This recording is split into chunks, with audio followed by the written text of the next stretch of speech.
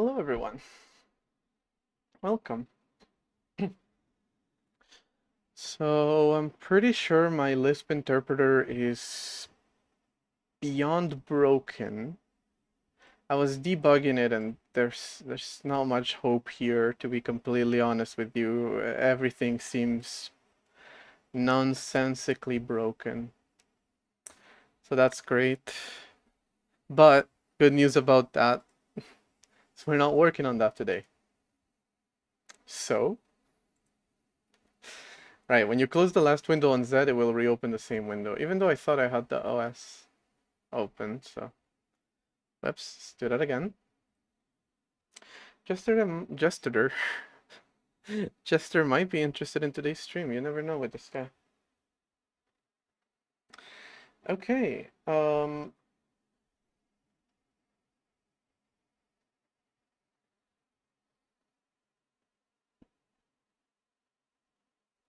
I might genuinely stop streaming or posting content to YouTube.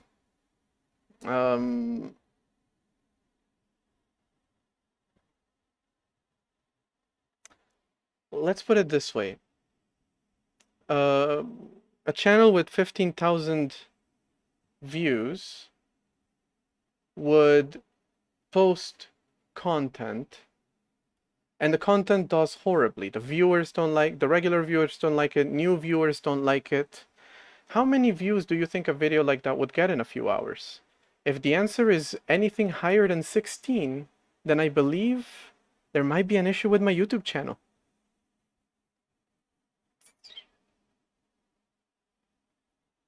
Slight feeling that might be happening. Because, what do you mean my video got 16 views? 16. That's as if 1 in 1,000 subscribers watched the video. 16 counted as oh wait, hold on, it's gone up to 18. Holy shit. And by the way, this video is a re-upload of the first time I posted it, which how do I put it? YouTube turned off comments without telling me. To the point that, like, there's some stuff that I forgot to mention in the video, so I put it in a comment, and I went and I added it from the video watch page itself, and it was fine. But then I went to look for it and it wasn't there, so I posted it from the YouTube studio page, and there it stayed. But then today I went back to that same YouTube page, and comments were turned off. Entirely. And I did not have the option to turn them back on. I mean, I could try, but then it would turn them off again. So I re-uploaded the video. Anyway, it does say the video has 2 comments now, of which it shows me none, actually.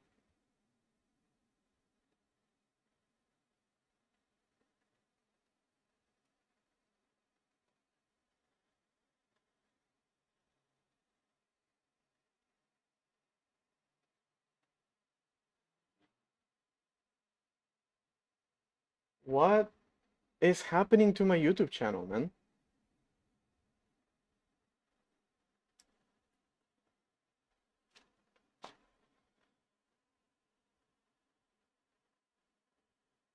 Now there's 2 comments on the watch page, but if I look for it, there's none.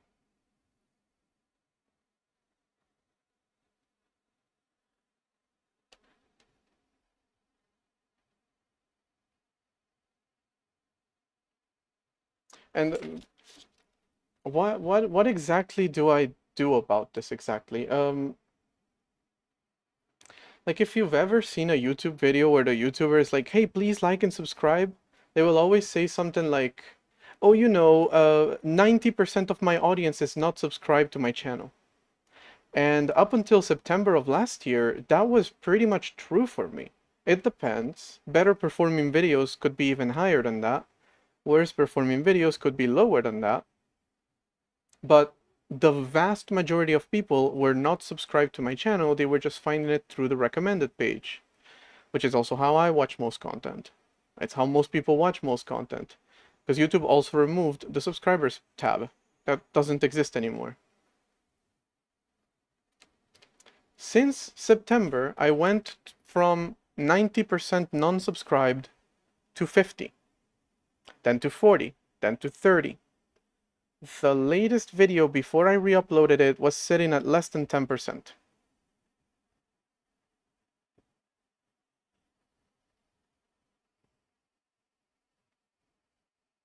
Am I not allowed to post videos anymore, YouTube? What is the deal? Is my channel, if you're gonna ban my channel and give me a fucking reason. As to why you would ban my channel, I have no idea. What have I done to YouTube for viewership to go down to, you know, approaching 0%?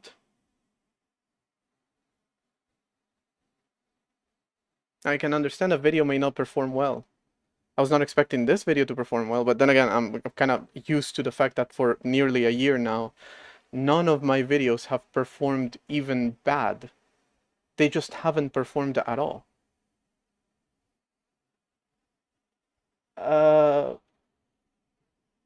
I have monetization turned on, but genuinely what? It's one thing if your video performs poorly. I've had videos that performed poorly before this entire thing happened. They performed so much better than my best performing videos since then. My least performing video has 3,000 views since then. Back then, the worst performing video I had was 3,000 views. Since then, I've had one with 3,000 that actually got external, it was shared by somebody with a large following elsewhere. That's where I got most of the 3,000. It was actually less than 1,000 before that. No others have even come close.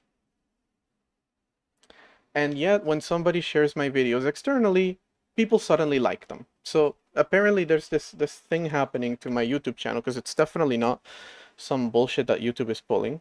My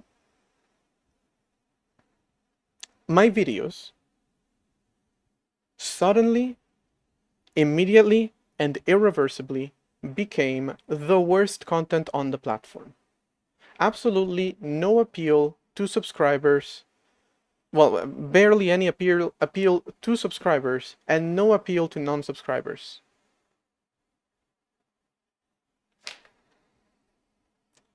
But the second one person just so happens to find my content and likes it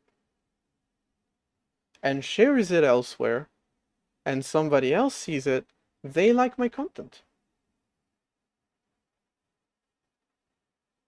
So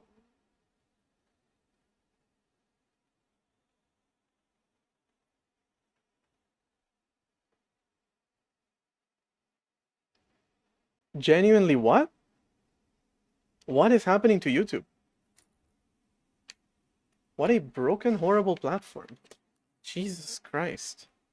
I have like the default amount of ads, and of course I'm not gonna make them any money.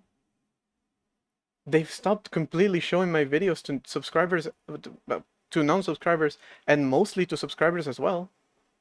So I can understand the subscriber thing, because yeah, 15,000 subscribers is just 15,000 people who pressed a button. Some might be bots. I don't know what percentage. Some might be bots, sure. But it's 15,000 people that performed one action. That doesn't mean that they're gonna come back for the next video. It doesn't mean they're gonna come back for every video. Sure. Which is why some videos perform better than others. But again, no video has performed since. And it's very likely for my streams to do better than... The least performing stream does better than the worst performing... than the best performing video right now. There's more people watching this stream right now, and it's low, There's more people watching the stream right now than have watched the entire video. Or not even the entire video, that have watched the video long enough to be considered a view.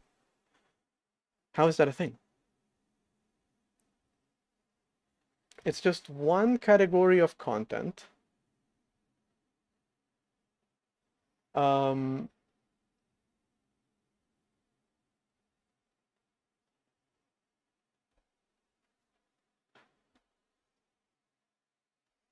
It started very suddenly. Like, again, you can look at the graph and it looks like this. Well, okay, the graph looks like this, right? Because I have a very, very popular first video. Then obviously it has a pretty sharp drop off until the second video. That rises a little bit, keeps going downward. Okay, that's pretty normal, right? Eventually it goes like this. Here's 0. Why am I here? Okay, obviously not. But why am I here? But then you look at streams and suddenly it's not like that anymore. Like it makes no sense. This shape can make sense, but you know, completely dead channel feels like a little bit much. Genuinely, what could I possibly have done to lose everyone's interest all at once in such a major way?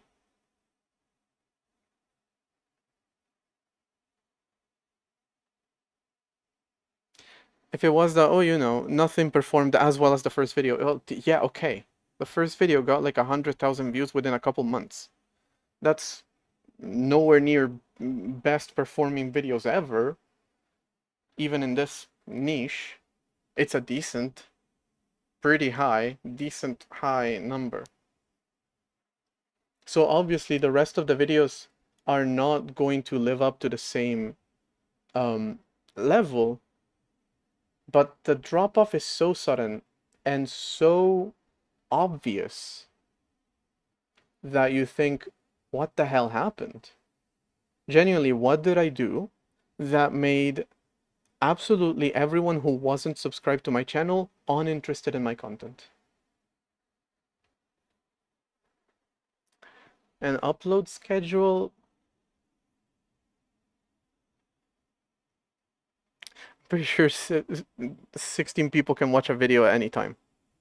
Upload schedule has nothing to do with it. Like, not really?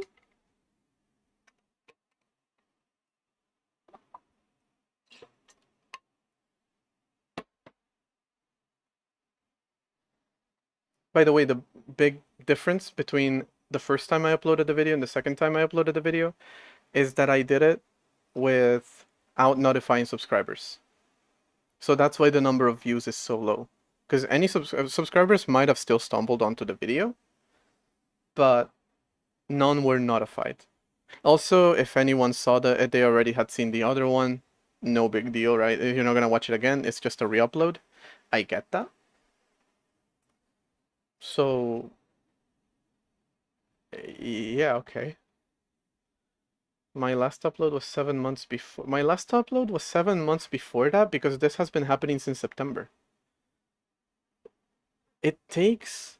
Look at the video that I posted, okay? It's literally this exact setup talking about a very specific topic that doesn't require me to do a lot of editing. I edited out a couple of mistakes that I made, a part in which GitHub went down for some fucking reason. I sped that up, and that's pretty much all the editing that I did. Even then, it took me a few hours to do all that. Way more than it takes me to do a single stream. And yet, the result is never going to live up to that of a random stream. And it's never going to live up to the results that I get on streaming on Twitch. Also.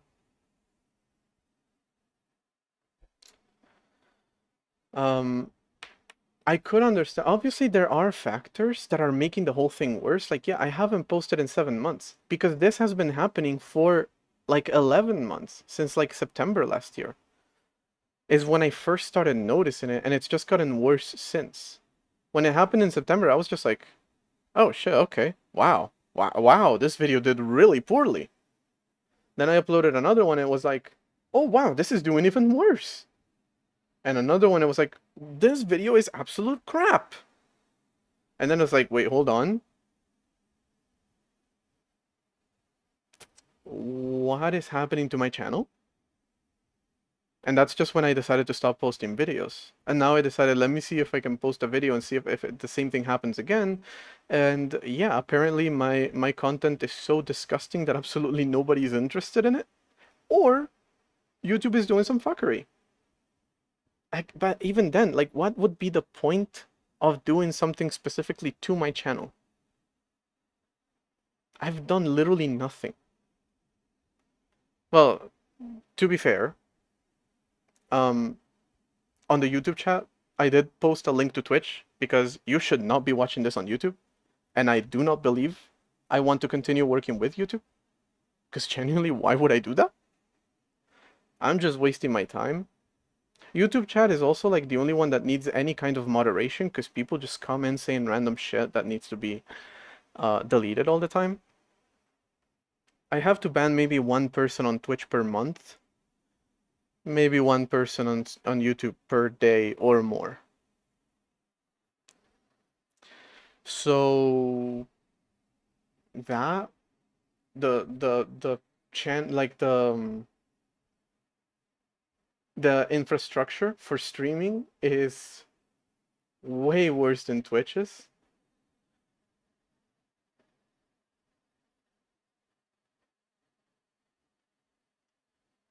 And oh, I was gonna say no one's on YouTube chat. I'm just not being shown YouTube chat. Although I don't think that's a YouTube issue. That may be a restream issue. But if I move to just Twitch, I don't have to do this anymore. I can just look at Twitch chat. So, hello everyone on YouTube whose content whose messages I literally did not see.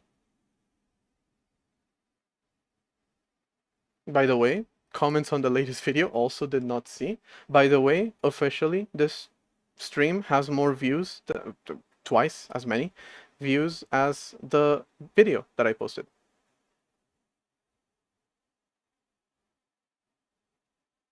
And of course, when you run into these types of issues with YouTube, what can you do?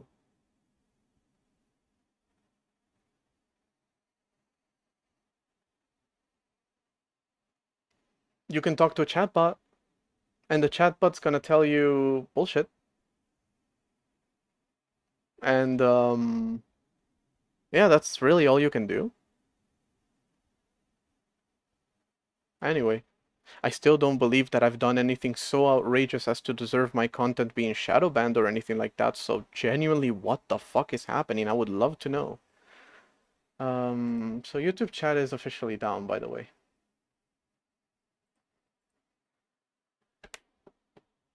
I would love to know what's happening to my account in general. Anyway, I do see YouTube chat here, and I might as well use it, because eventually it's gonna be some people to ban. Hello Dulce and Kai, and Red Eye and Rod, two different people, very similar names. I have Agent i7 16 gig RAM laptop, which Linux is best, Fedora, KDE, and Debian. For development and gaming, probably stick to those two. I've never really used Fedora as a daily driver, so I don't know. Debian is okay. I'm not the biggest fan of Linux. I'm not the right person to ask this. I'm on Linux because Windows is worse. But like, it's like one of those elections when you vote against someone instead of voting for someone. Yeah, so I'm on Linux because I don't want to be on Windows. I'm not on Linux because I like Linux. So I'm definitely not the right person to ask about that. Okay. So anyway, YouTube chat, please do consider switching over because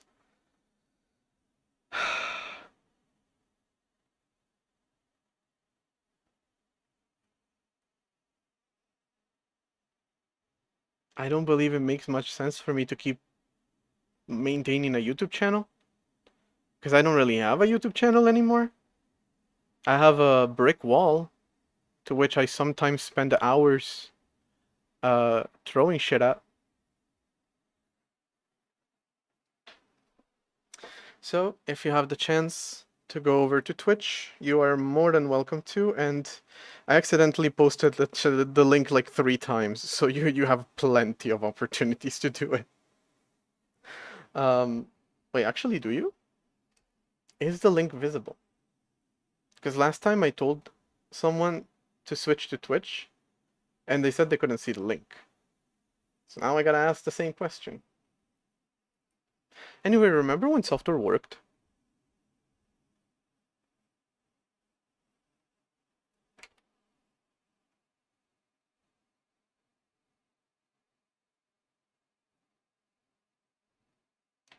Okay. From an incognito tab, I can see the link. So yeah, go ahead and follow that. Probably won't be on YouTube much long. I don't know.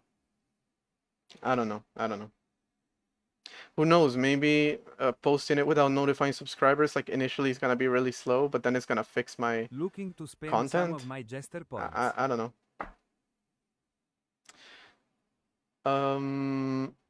I need to give you all a Twitch reward that isn't text to speech or having Jester here, because both of those are not very heatwave friendly.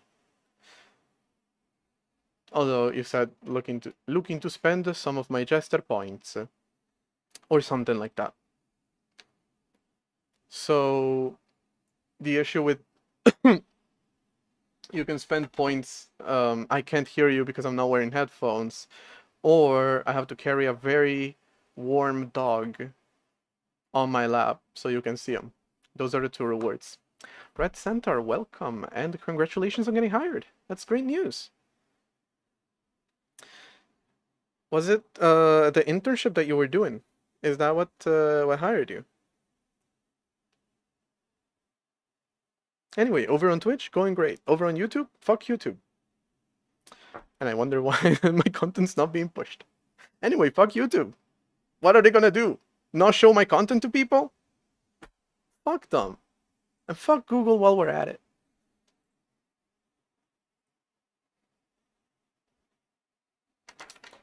Junior engineer. Nice, man. Congrats. You gotta start somewhere, that's true. It's a pretty good start. And getting hired at an internship, especially in Spain, if I'm not mistaken. Great job, man. No, full disclosure, I never did any kind of internships because I dropped out. But I've worked with people who did, and yeah, I've heard how difficult that can be. So wonderful news. All right, let me actually start doing something today. That was enough of ranting about YouTube.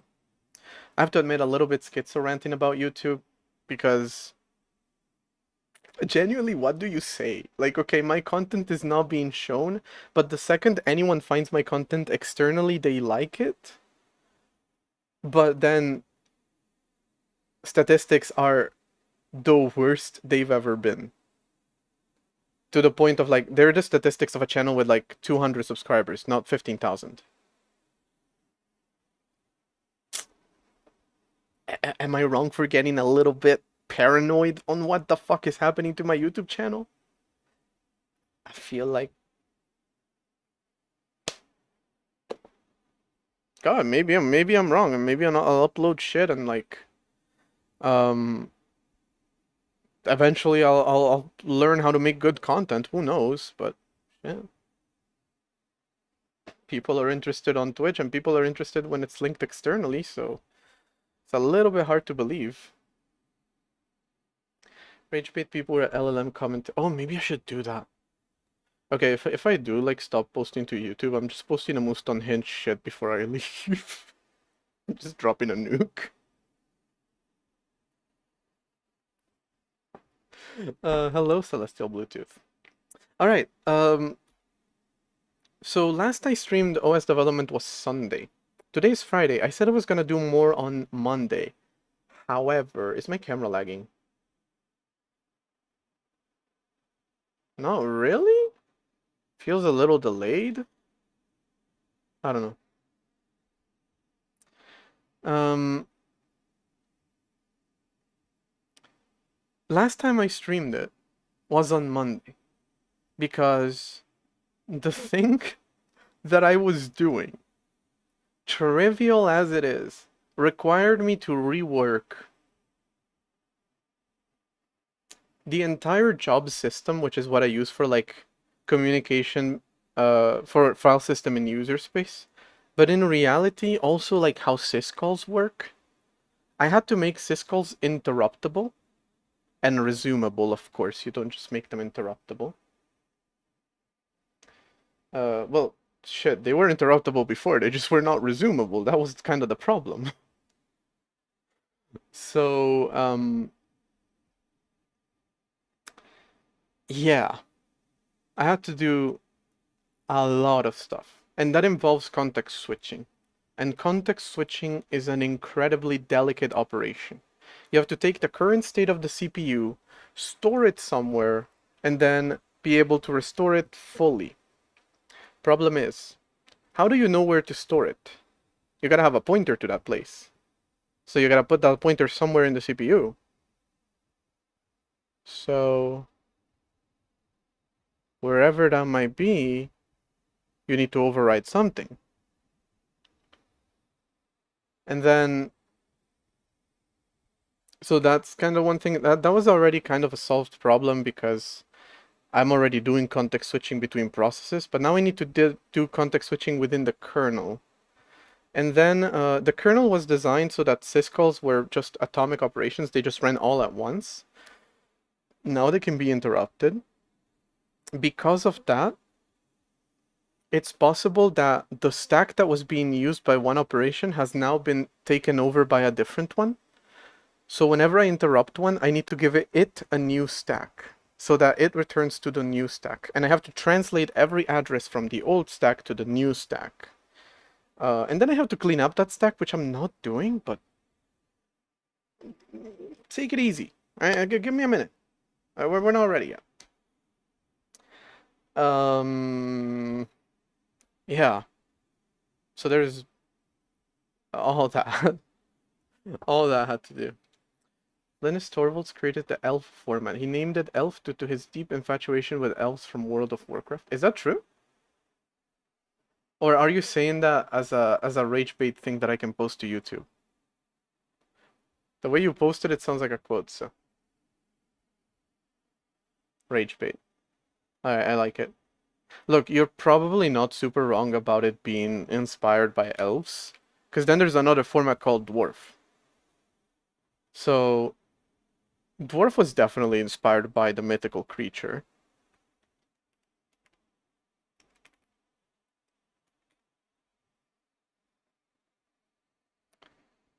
Probably because elf is called that, then they call the other one. I don't know.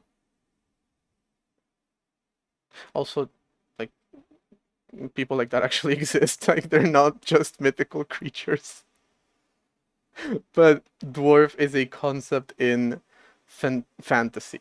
Just to just to clarify everything. Twitch stopped working in the UK? Oh, that's fucking great. I'm just gonna be like Terry Davis and start streaming to my own website at this point. Jesus Christ, man. YouTube's being stupid. Twitch is being stupid. Y'all come to Madrid and let's hang out. Let's do this shit live. We'll just find a little park. Oh no, they close during heat waves. I forgot about that. Never mind. Yeah, this city's literally unlivable. Whoops. Unix lab is the same that AT&T labs. Yeah. I don't know. Content classification. Interesting.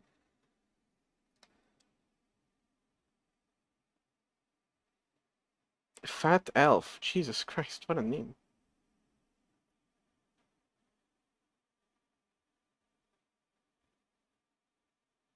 Failed to determine content classification. Yeesh.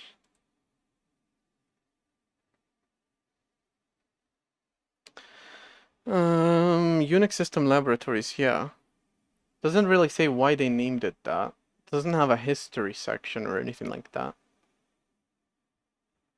Which is a little surprising,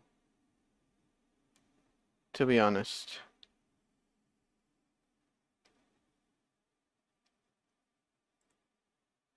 Okay. So, seems like it was just a probably, yeah. What it looks like is it's trying to determine if the content is like adults only, because that's a setting that I can set. And that's a reasonable setting, because if you're gonna be talking about certain topics, you do want to restrict it. This has always been a thing. Should have always been a thing at the very least. It wasn't always a thing, but it makes sense that it's a thing. Um,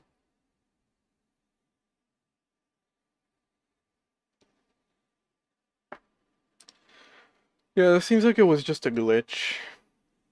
If they couldn't determine that my content was suitable for all audiences, they probably want you to verify that you're an adult or something like that.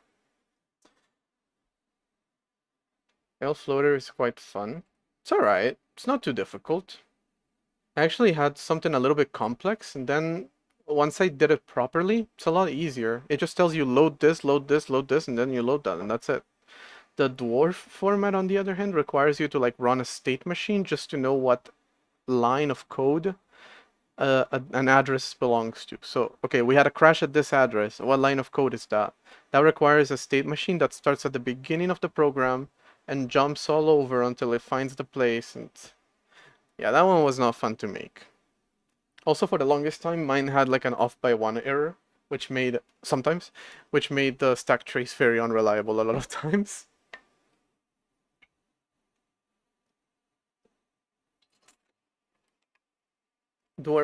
Honestly, listen, I hated implementing that state machine. I get why they do it like that. There was some other bullshit in the dwarf specification, like it's unclear in a few places, and it's pedantic as hell. But like, the implementation itself is not wrong, it's just annoying. And like, dealing with the manual is... yeesh. Anyway, that entire kernel context switching thing that I was doing was so I could do this. In my root directory have /apps. Right now in the system, applications get loaded to two different places. /home/applications and /boot/root/red/os/system.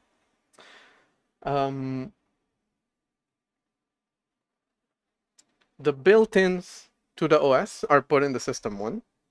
So anything that is inside of this folder is compiled and put into this directory, whereas these are your own user installed applications. However, any application should be loadable in a somewhat standardized way. That's the first step of my package manager. It is to actually manage which packages I have installed. Besides just installing, updating, removing packages, the first thing I wanted to do is to manage what I currently have installed. So the first step of that is to standardize both of these directories into a single one, virtually. The two directories still exist separately, and when it comes to like installing applications, most of them are going to go into the home directory, and only the system ones are going to go into the system directory. Although there's really no difference besides just convention. Like in terms of what they can do, they're the exact same thing. You can put one in the other and it works fine. But by convention, makes sense that your stuff that you install it goes into applications from home applications, whereas the ones that the system uses go into system. But when it comes to launching them, they should all be standardized. So, thank God that worked. Holy shit. Kind of worked, actually. Um, kind of works because the first three work and the last four do not. They're grayed out, meaning I cannot do anything with them, which is a little weird. But the last four belong to the same FAT32 driver, whereas these belong to the 9P driver, and I noticed this behavior is very consistent. The FAT32 never work, the 9P always work, so it's probably just a driver issue. Probably not even a complicated one to fix. I've had it up to here with debugging. So yeah, a few bugs are gonna happen. Another bug that happens, resources from within the app bundle are not loaded.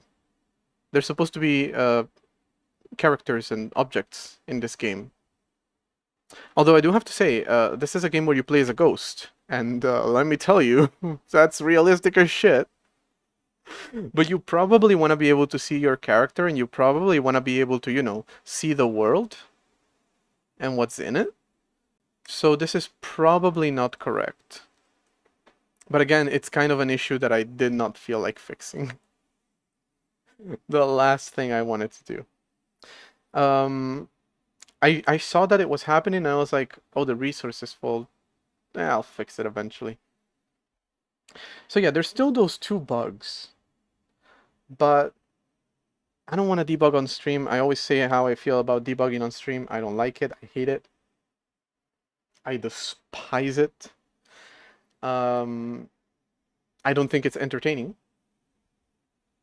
So if I, you know, get people to watch, I hopefully give them something entertaining to watch. So I would rather show development. Although I get sidetracked by ridiculous bugs a lot, such as a famous one that happened last week, where 0 was not equal to 0. That was a cute one.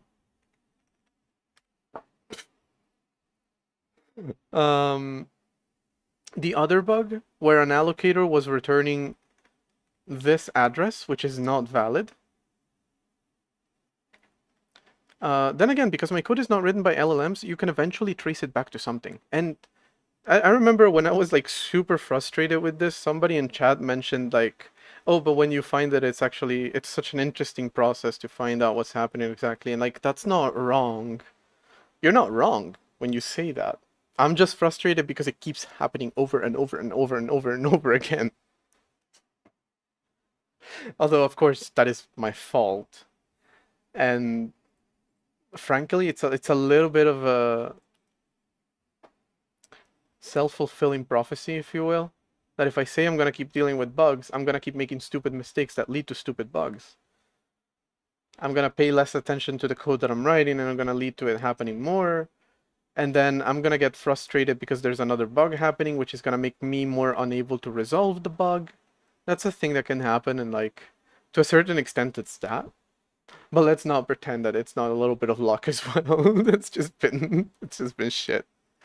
Although I do have to say, when it comes to like my Lisp interpreter, I was looking at it before the stream.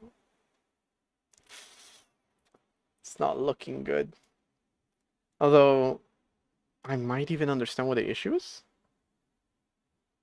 Who knows? We'll see.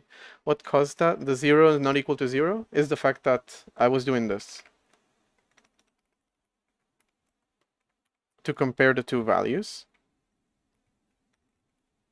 But they're 64-bit values, and print by default does 32 bits. By the way, I'm going to be changing that. Once this entire thing is like a little bit more stable, I'm going to be changing print so that LLX is no longer necessary. Because that's the reason. The reality is that one of the values was something like this, and the other one it was actually 0. So there was garbage at the very top 32 bits, which I could not see by just printing the low 32 bits. That's what was happening.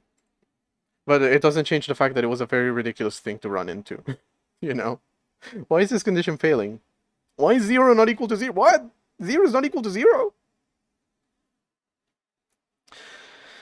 Um, yeah, fun times, fun times. Anyway, all right, so I standardized and it kind of works. Um, kind of works. There's a couple things to fix. However, there are more things to be done. So .red, which, or rather /apps, that directory is going to contain a standardized view of all installed applications on the system. I don't believe I will ever restrict the system to only run from there. Maybe I want to give you an option to have a strict mode if you want that. Nothing can run unless it's inside of one of these folders. But there's not really much of a point to that. And unless you want it for security, I don't know. Restrictions can be good sometimes. You never know. Well, of course, not restrictions by default. Just an option to turn it on. But anyway, that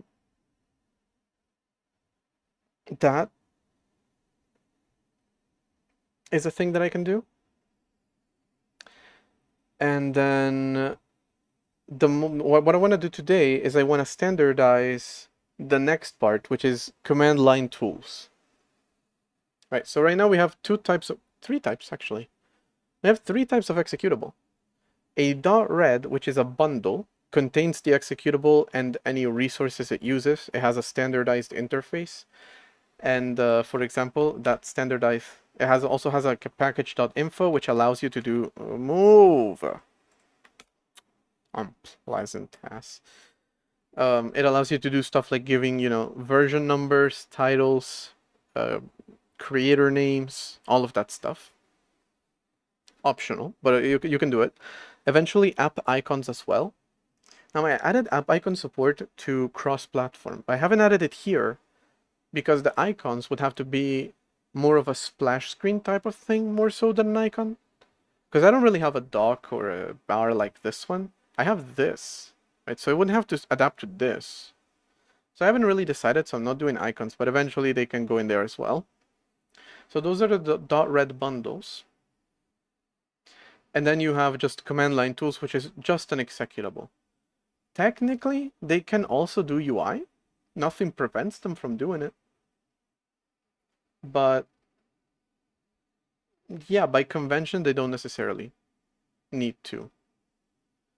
Actually, my text editor, though it looks like a terminal, it does both. This doesn't have any assets.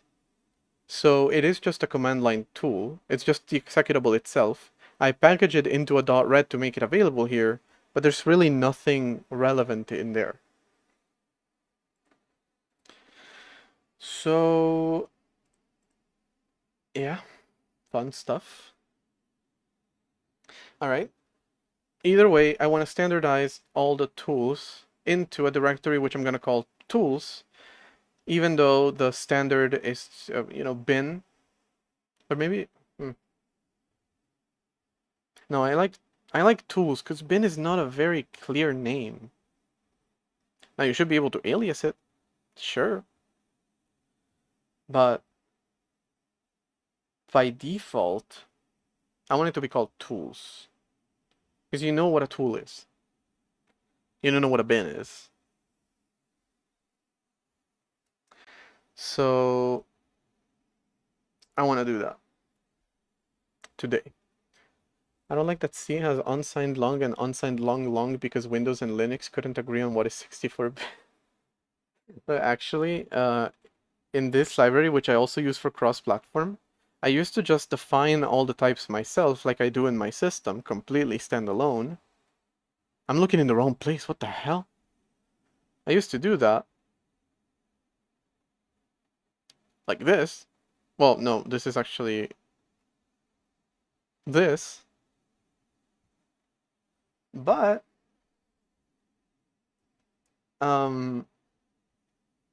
when it came to cross-platform, I would compile on Linux and it would be like, actually a 64 uint64_t is an unsigned long, not an unsigned long.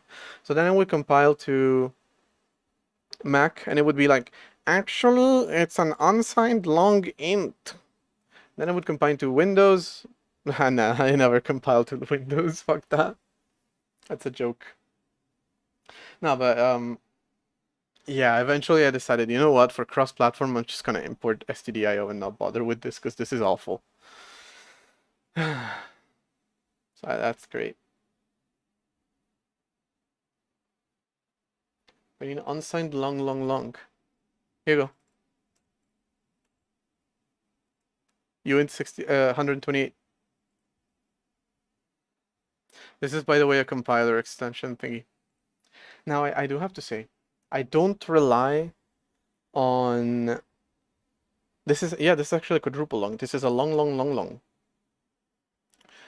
I don't rely on libc, but I am intertwined with GCC.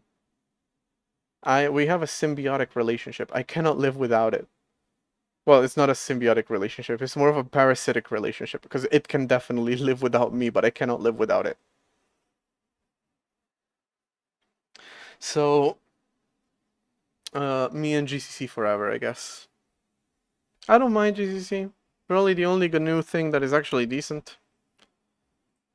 It's really not, to be honest. But like, I have to deal with it so little. I just created a very simple build automator script, and that's it. That's all I need to do.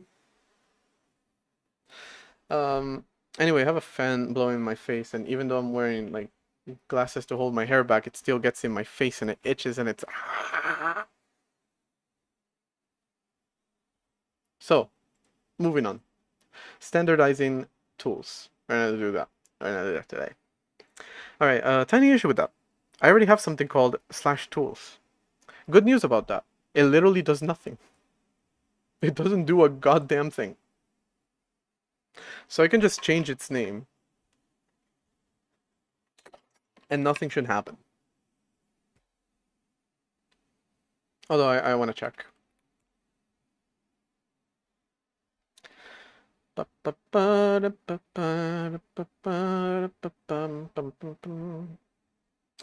Looks good so far. Good so far.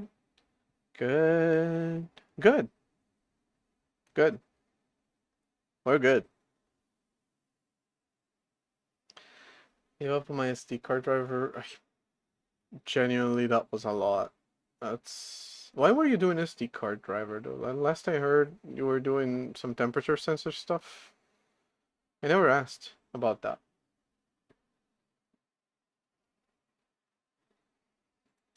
Anyway, yeah, it looks like I can just rename this to KTools. Because, first off, this doesn't really do anything. I want it to, right? Which is why I have that to do there. It says finish listing tool module. But I'm not really doing anything with it. So I don't really have much to do with it. Oh, you finished the temperature sensor. Nice. I have to say, I'm very afraid of temperature sensors. Because it gets so hot in here, I would just despair. I would just fucking lose it if I saw the temperature. It usually hovers at around 33 inside my house. I checked with a thermometer. Yeah. 33 degrees. Inside my house. At any given time.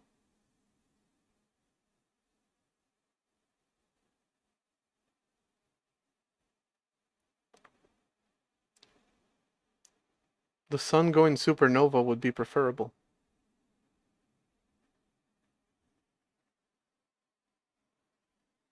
How fun. Anyway. Hello, Ice Dave. God, I need to do something about this hair. Oh my god. I just like hold it back like that.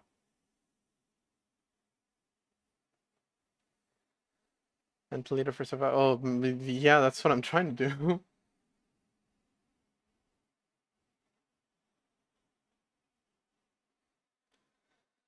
A CD ripper. Nice. I did predict we're returning to analog. I do believe we're returning to analog.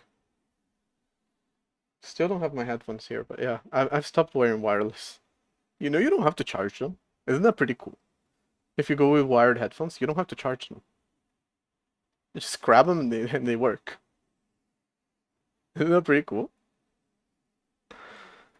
Anyway, ooh, I read a message there that was a little weird. Shit, where was I? Was that from running something or? I read a message here that I want to get. That. Oh.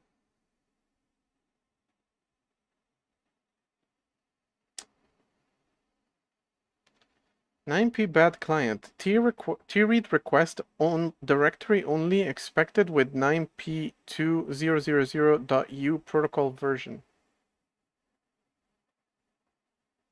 That is what I'm using.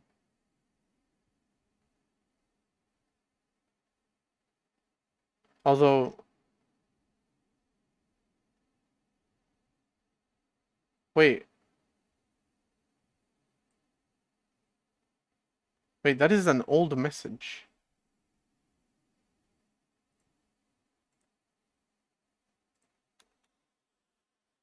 How did I do that?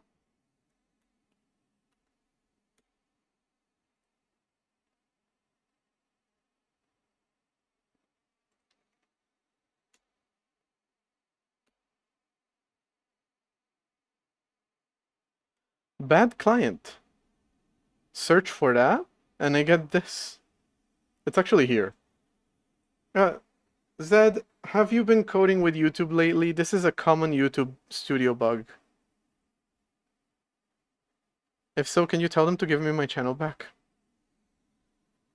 Oh, I forgot to mention something about Zed, by the way. Man, I hate being right. Sometimes I wish my conspiracy theories weren't right. But I did not update Kuimu, no. You know what else I didn't update? Zed. Zed has been coming up with new bugs. Every time I try to use it, new bugs appear. So eventually, in June, I decided to stop updating it entirely. So I went over to Zed, I went to settings, and I went to auto update, and I turned that off. It is currently turned off. It has been since June. So now I'm gonna go into help, and I'm gonna view the release notes locally. And the last update is on August 2nd.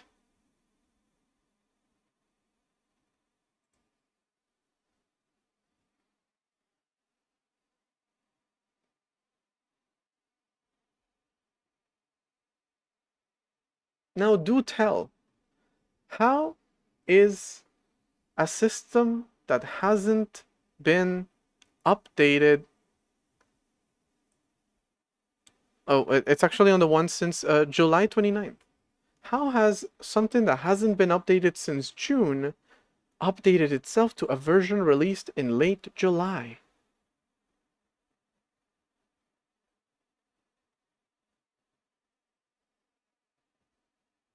This is why I say I hate to sound like a conspiracy theorist, but are you a conspiracy theorist when you're literally right? Does the system update apps? Not Zed.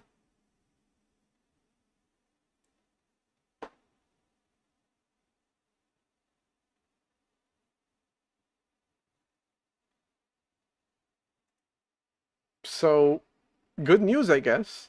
Zed is not breaking before my very eyes all the time. Even though there's no updates, it's just breaking because it's updating itself when it shouldn't. The updates are turned off, man. Why am I getting updates? This shit is so broken. It's amazing. Oh my god. Remember when software used to work? I'm gonna ask that question again. Remember when software used to work?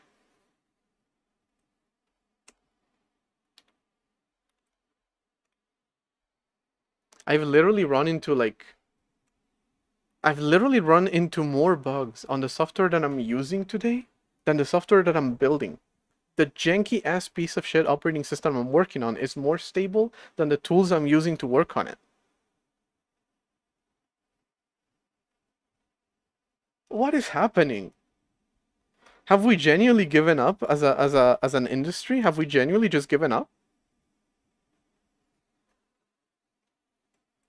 Anyway, there's K-tools. All right, so this module doesn't really do anything, so I called it K-tools.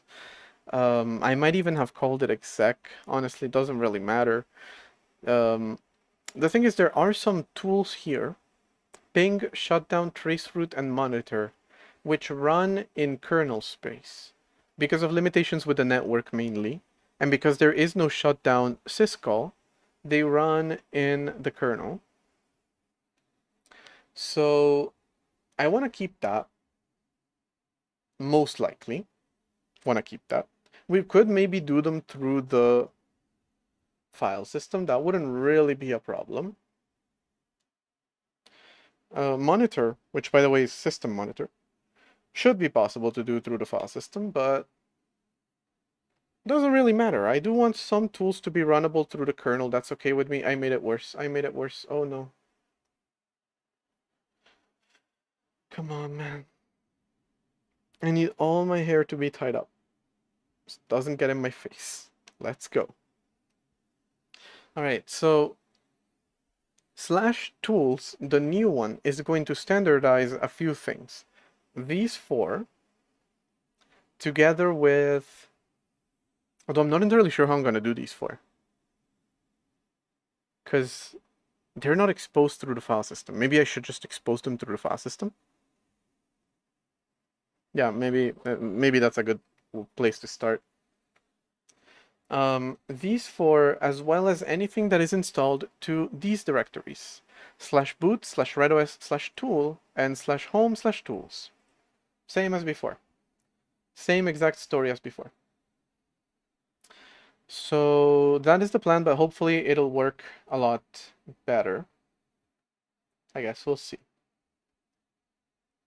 All right, there is an ad running right now, so if there's any setup to be done...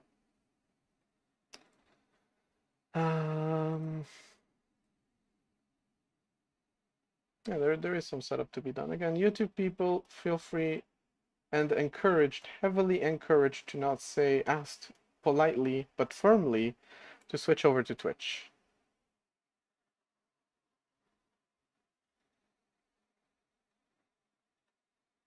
YouTube is tweaking. Let's leave it at that. By the way, my video has gotten more views since I started the stream. But it's still at 26. Something's not adding up still. Alright, we got a gesture cam. If you don't mind, I'm gonna wait until after the ad. Doesn't Zed keep any logs? Find it weird that it auto updates without user consent. I'm gonna be honest with you, Zed is vibe coded as shit. Don't expect quality from them. The only reason I'm on Zed now is because I said that once I move away from Zed, I will be going towards my own text editor. But, yeah. Hello, Kayal and Goldfish. Unfortunately, Twitch is not doomed, but I'm not sure how much longer I'm gonna keep my YouTube channel. Because, YouTube is doing this thing, has been doing it for nearly a year now, where it just doesn't show my content to people. My videos, specifically, to people. My shorts have no problem. My lives have no problem. My videos, on the other hand, are the biggest garbage in the world and don't deserve to be seen by anyone. Until someone finds them, posts them externally, and then suddenly they become actually nice for people to see. Do you have any extensions like LSP installed? They have a separate auto update option, and maybe they trigger updating Z as a dependency type of thing? Shit, I feel like if you hadn't vibe coded your editor, you should not have this issue. If I told you not to auto update, I expect you not to auto update. But it's funny that we actually found a solution as to why Zed had a new bug every time I ran it. Can you put NeoFetch to your OS? Is that the one that... Hold on, let me look it up.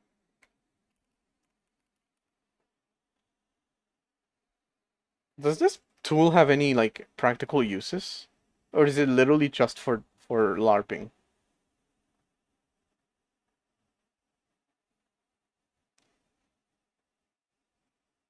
Because, like...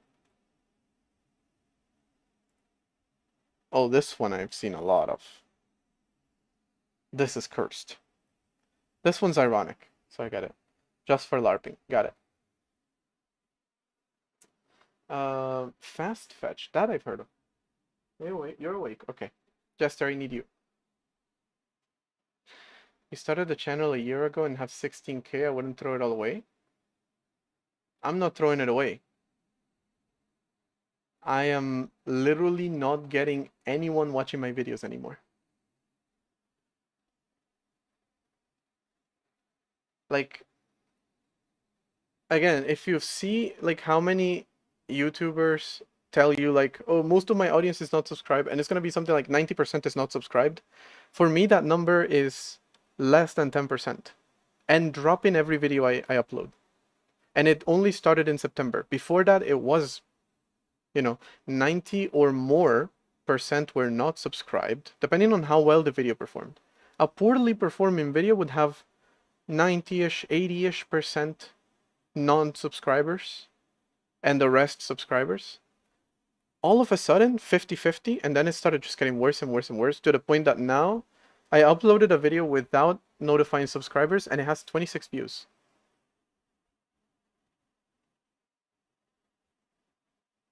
It's a little weird.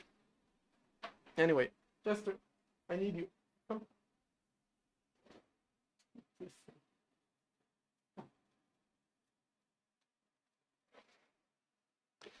He was awake. You're scratching me. Oh, okay, sorry. Okay, there we go.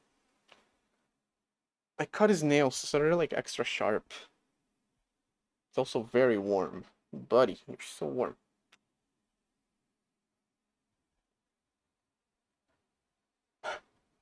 You good? Alright, I need to, What are you doing? Alright, I owe you the thing. It's the long... No, listen, okay. Again, I think it's pretty normal for a channel to have dropping viewership. Especially a channel that started off with a really big first video. Totally. Yeah. And not everyone's gonna like every kind of content. For example, the video that I uploaded recently is not about development of anything. It's just hosting Git remotes. That's literally it. So I would normally expect lower viewership from that. It's not the kind of content that I normally post, even though it is related. It's not like it's completely separate, but it is not the kind of content that I usually post. It's not something that I worked on stream or anything like that. So I get it. But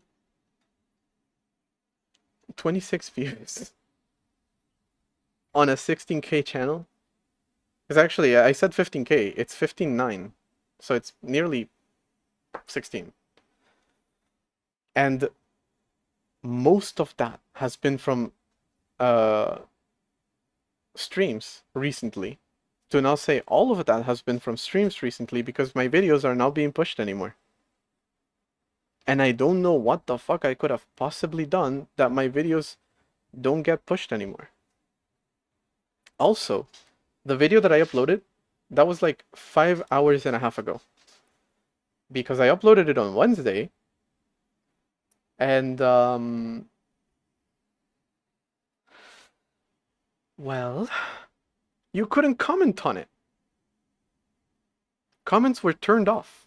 Except I had to go into the actual video details and then go into the actual comment section and then go into like an extra tab to see that they were turned off, and I couldn't turn them on.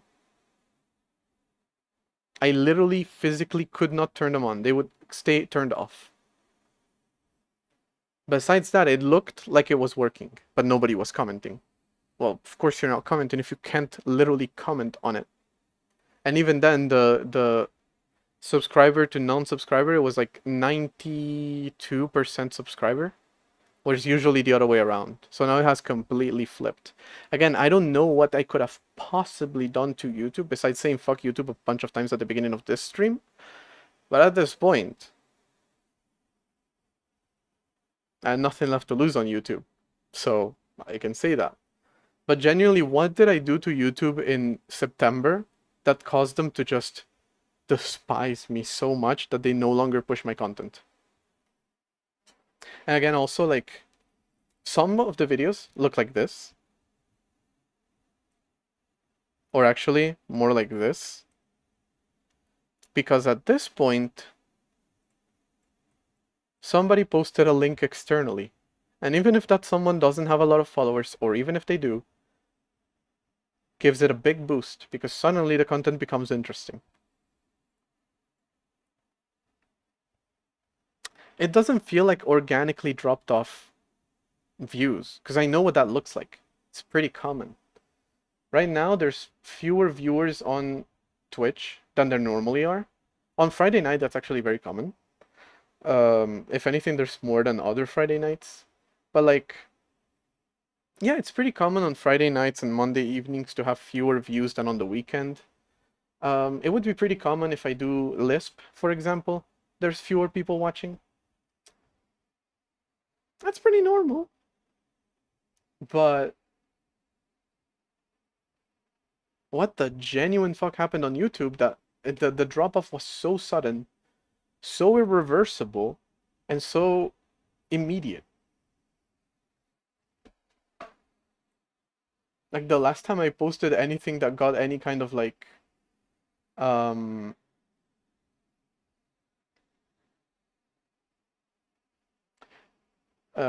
actual push was a 10K subscriber special.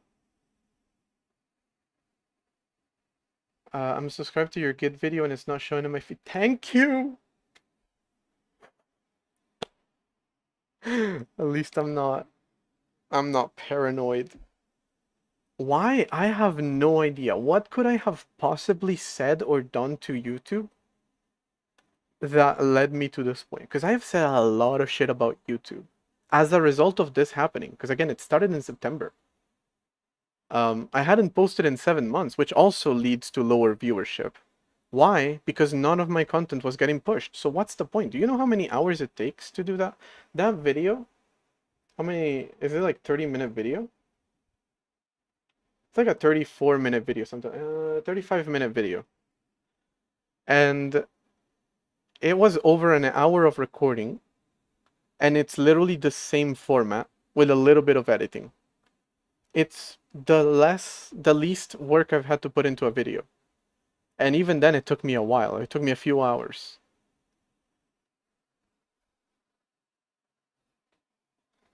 They switched to Gemini from good old algorithms and machine learning last year. Yeah, but I'm the only one that this is happening to. Other people are posting just fine.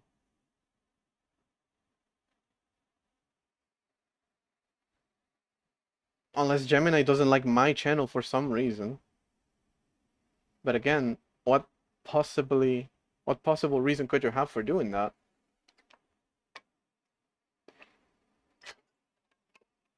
There's very popular channels out there that are just talking shit about YouTube all the time. I think it hits small YouTubers.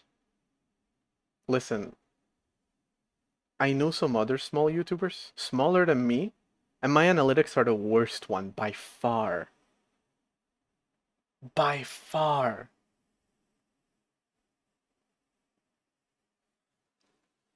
It makes no sense. Gemini doesn't like that you don't like AI. Like, I'm the only one. That kind of content is also very popular nowadays. So long as you talk about AI, to be fair. It's like there are people who spend their entire content, they do their entire content just talking about AI and how much they hate it. And that is like the opposite of just talking about how much you love AI. but it's still like similar. Anyway, to get started on coding, there is one issue. I put in main.c all the code for handling /apps, but it relies on this file, which is a header-only file. So technically, I need to move it to its own thingy, so I can have multiple compilation units that include this thing completely separate from each other. Also for, cleanliness, it's pretty useful to do that. So I'm gonna have to move some code around. Not super fun. This whole thing, this whole thing, this whole thing. There's also some custom functions here that I was using to test. I don't think I need them anymore. I can probably get rid of them. The cloud code doesn't run on my SD card microcontroller setup. Damn. God. Sorry to hear that, man. It's always the good ones.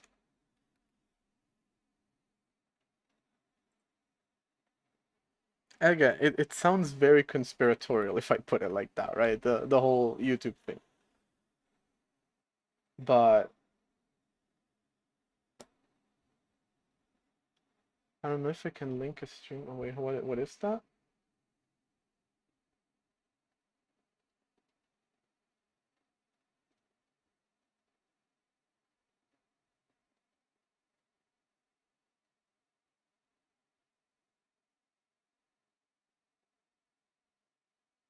I see.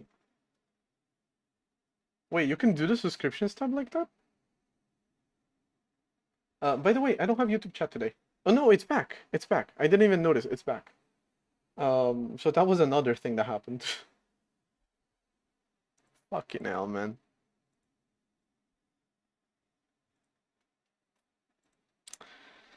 So, no real alternatives to YouTube for me to post content to. Well, for live streaming, there's Twitch. But like, no real alternatives for me to, yeah, post videos to. And again, no idea why my content is no longer shown at all.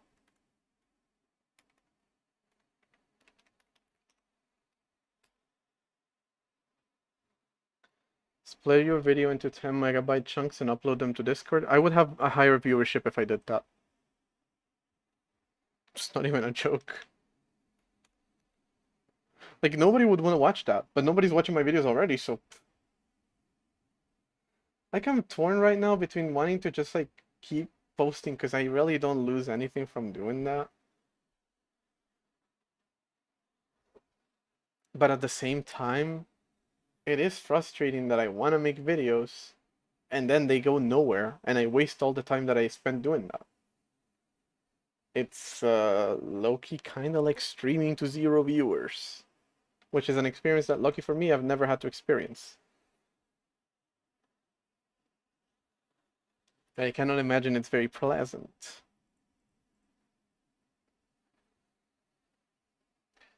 Home feed is algorithmic, not chronological. The main YouTube homepage is controlled strictly by AI, not by who a viewer follows. If a subscriber has watched one of your videos recently, the algorithm assumes it's temporarily uninterested and stops placing you on their homepage. Yeah.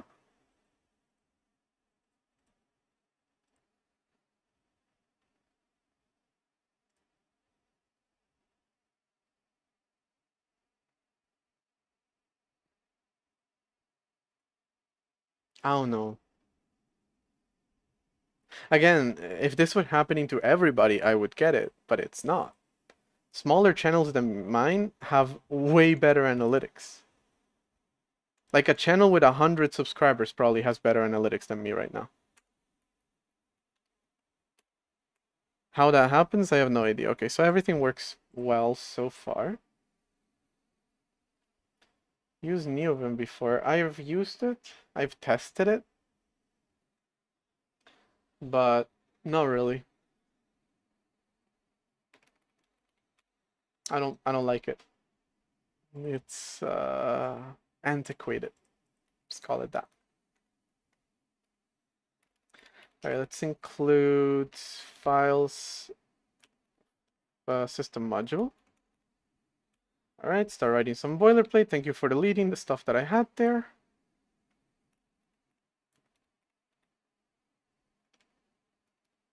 As always, I cannot spell. All right, here we go. So now I should be able to have two directories using the VFS module separately from each other. And what I have to do is I have to initialize them with their own refresh tools. All right, so as a test, by the way, this one needs to be mounted to /tools. And this is the tools folder.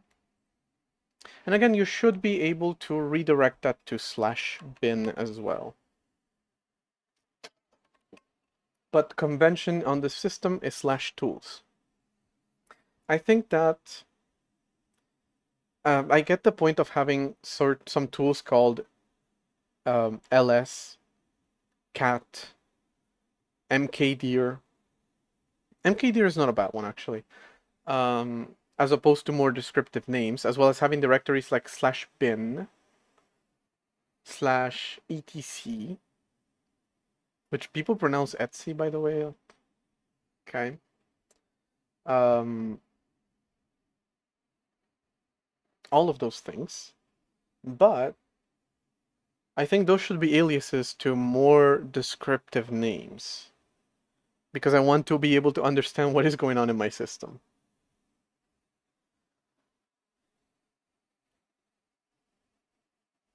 Sudden background restrictions or soft flags. If YouTube's automated copyright policy or safety bots flag a video immediately upon upload, it can be quietly quarantined from feed while it awaits deeper automated or manual screening. Look at the restrictions column. No, it literally sends me a notification saying that there's none of that. It is also explicitly marked as not being made for kids.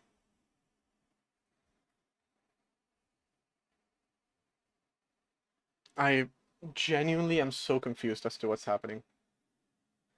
Also, Zed, buggy as hell. I was showing earlier, I've had auto update disabled since June, and now I'm on a version that was released late July. For such an important directory, etc has quite an uninspired name. What about /dev?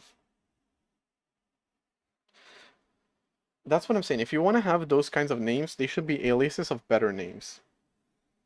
All right, kind of want to copy the same logic that I used here. This and this whole thing. Yes. Although, by the way, I'm doing something here a little stupid, which is inside of /apps, I explicitly disable the launcher. Wait. As in, I don't want the launcher to be shown. Multiple definitions of apps mod. I did it wrong. This is tools mod. Anyway, this thing is not going to work yet. But... oh no, the launcher is not here. Okay, so yeah. Alright, so this condition, like I copied it from the launcher, which is where before and still am, combining those two directories into one, here. So of course, the launcher doesn't show its own code, but it doesn't make sense to do that. I don't think you should alias the better names to /bin and /etc. That's way too many ways to do so. Oh no, I'm not gonna do it. I'm just saying you can do it. If you want /bin and /etc, you can have them. Maybe if I give you a slight little partial POSIX subsystem, I do that. But even then, internally, they don't work the same way, so not really. But sure, if you want to try, you can do it, I guess. But, wait, are there any errors to what's happening? Wrong image size 0.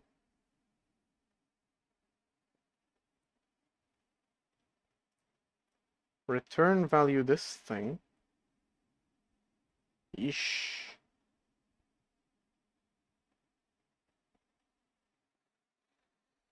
Oh God. All right, so I mentioned at the beginning I had to do like a whole lot of kernel context switching because when two userland applications are talking to each other, the kernel would just kind of like put them in contact with each other and just do that.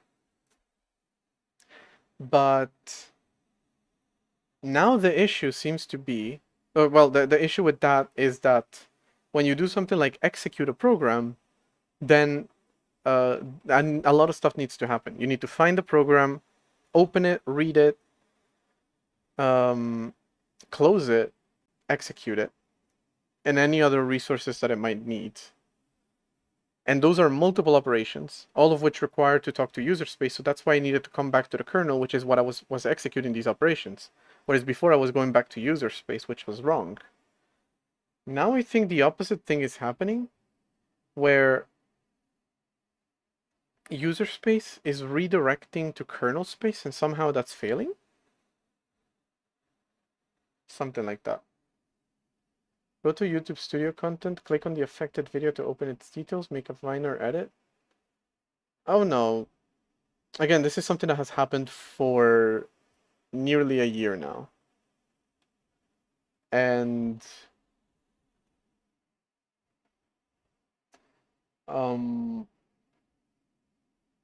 actually, when I first posted the video, I kind of did forget to put a description on it, so I did edit it.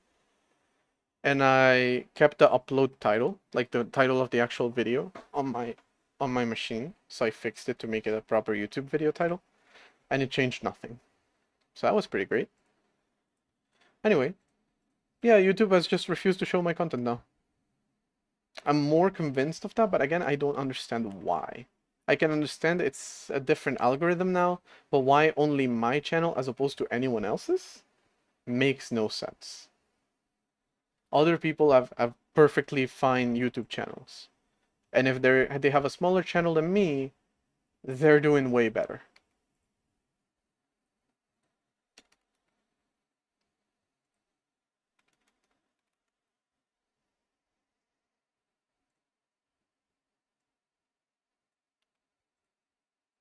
All right. So it's a lot of copied code, but that's good. It's code that we already know works. Tiny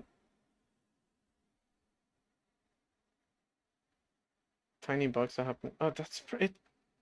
Come to think of it, like Gemini did become like the recommendation tool around the time that this started happening.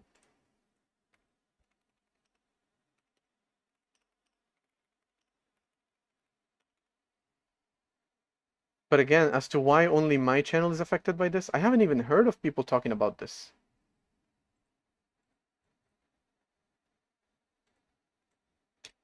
Let alone of it being a widespread problem.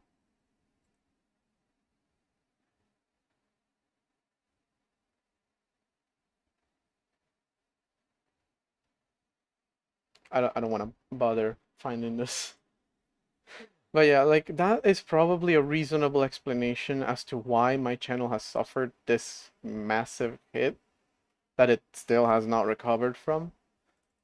What isn't explained is why my channel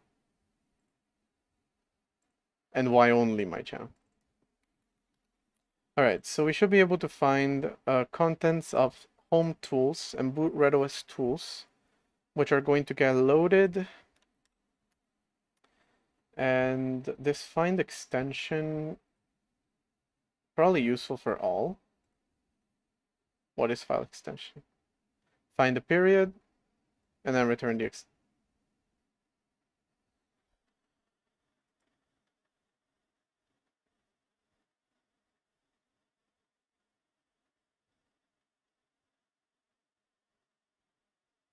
Okay. I didn't understand what this was. Find extension is just telling you the size of the file name. So it's the location of the extension. Yeah, it makes sense. It makes sense. It makes sense. Okay. So I want to probably keep this inside of files helpers.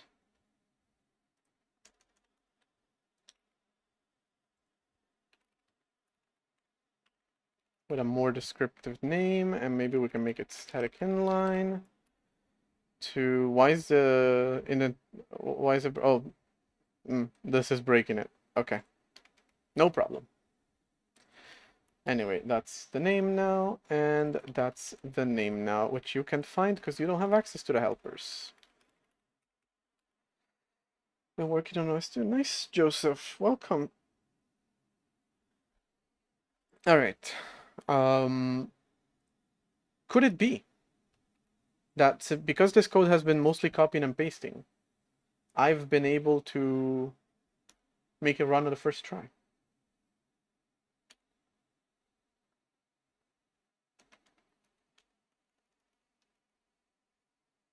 I'm not even loading the damn thing, so I'm gonna go with a big nope.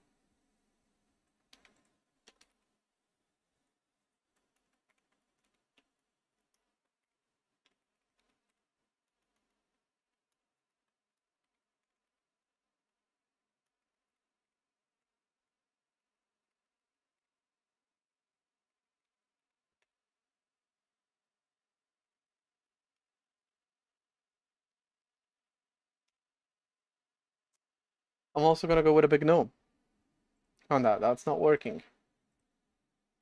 All right, time to see why. Hold on. Before I do that, tools. There's all of these tools. Okay, so there should be those at the very least. And then in the other directory, this one there's nothing. Okay.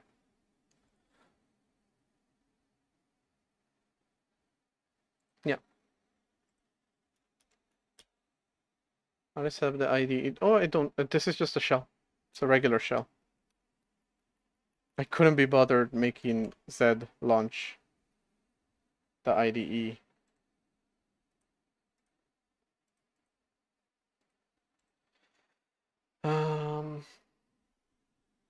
Are those directories correct then? Slash home is all the way down here. Slash tools, that directory doesn't exist, right? And then slash boot has a lot of stuff in it. And this thing doesn't scroll.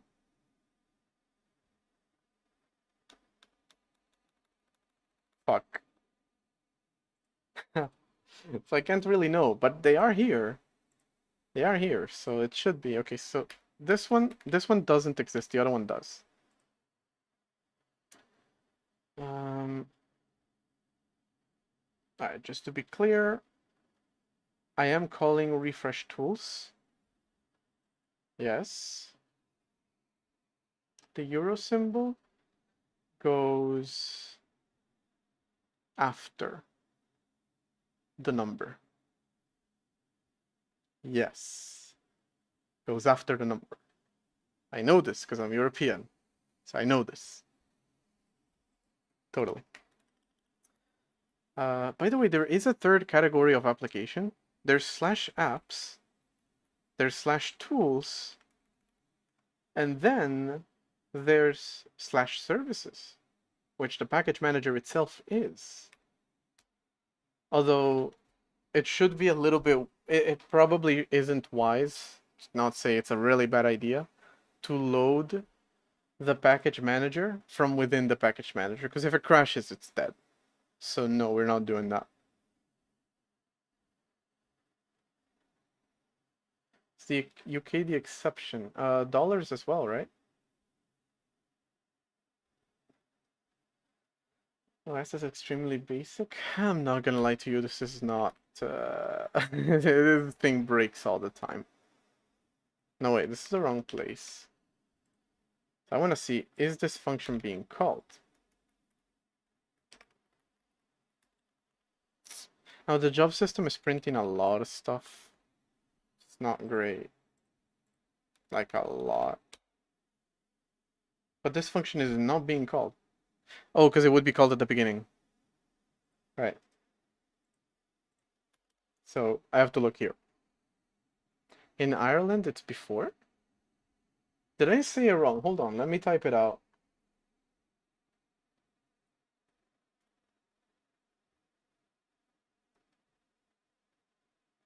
Oh my god. It's before.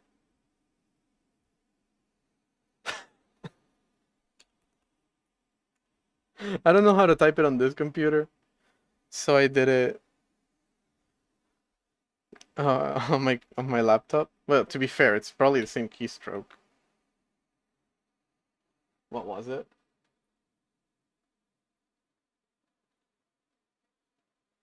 Alt Shift 2. Alt Shift 2. Yo, where's the euro?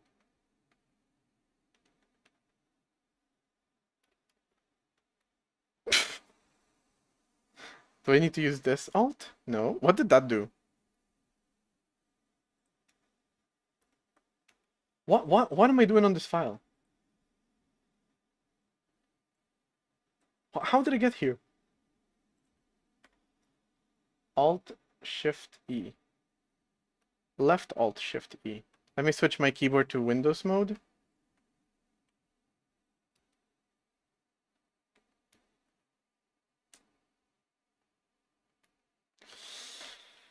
Nah. I don't even know which keyboard layout I'm on right now. I might be on US International. It's usually what I use. You really have to ask me if I want to clear my clipboard. Although before I was copying some stuff and I copied some other stuff and I lost it. Yeah, that was my bad. Alright, so is this being called at all? Tools. Found test, read, data, cred, and manual. Okay. Oh, shit, okay.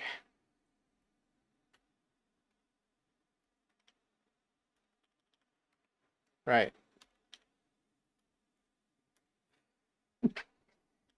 Extension actually does not matter here.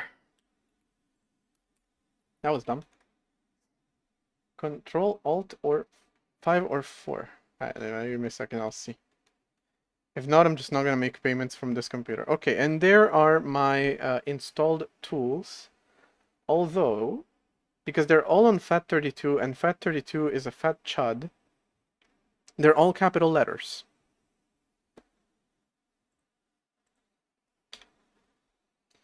Control Alt 5. Windows mode, Control Alt 5.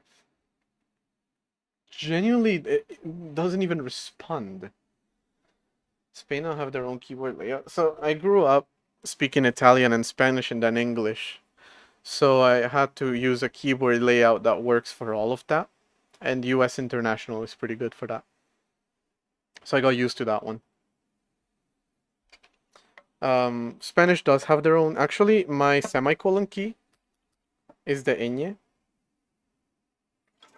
The N with the mustache. Even though I was pretty sure I got like, oh no. When I bought this keyboard, I wanted to get like an international layout, but they were sold out, so I just got the Spanish one. But yeah, they have their own. Control Shift U?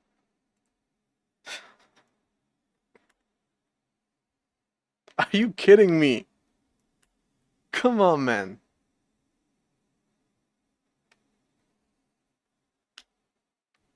Does this not work? I know there is a way of doing it, but I don't know how to do it. There should be like a tool. I opened it the other day. Isn't it here with the clipboard? Clipboard's gone.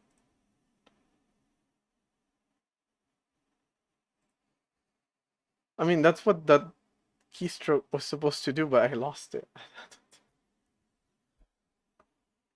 It's going great. It's going great today. Okay, listen, look at the bright side. I am having issues with my keyboard, but I am not having issues with my OS. It's usually the other way around, so I'm happy. Hello, Kubo official. Welcome. All right. So, I've standardized these tools, and is there anything that, of course, it doesn't really make much sense to run them from the file browser. Can I run them from the terminal? Should be able to do /tools/cred, which did a grand total of nada. Be able to run /tools/tools/ what else was there?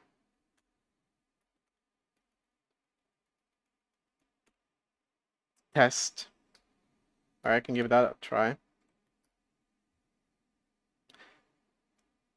What's up with the terminal? What are you determinaling? By the way, this is my old C++ terminal. You can tell.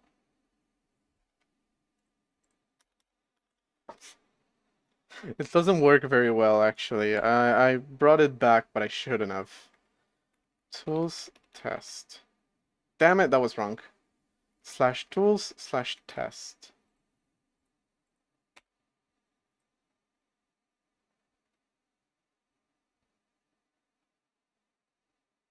There's nothing here to indicate that it is running or has run. It did not start a new process, nothing like that. Alright, great. So there are still bugs in this entire thing, besides the two that I already knew about. It's going great. Everything's so wonderful. Let me see. If it contains this thing... Oh my god.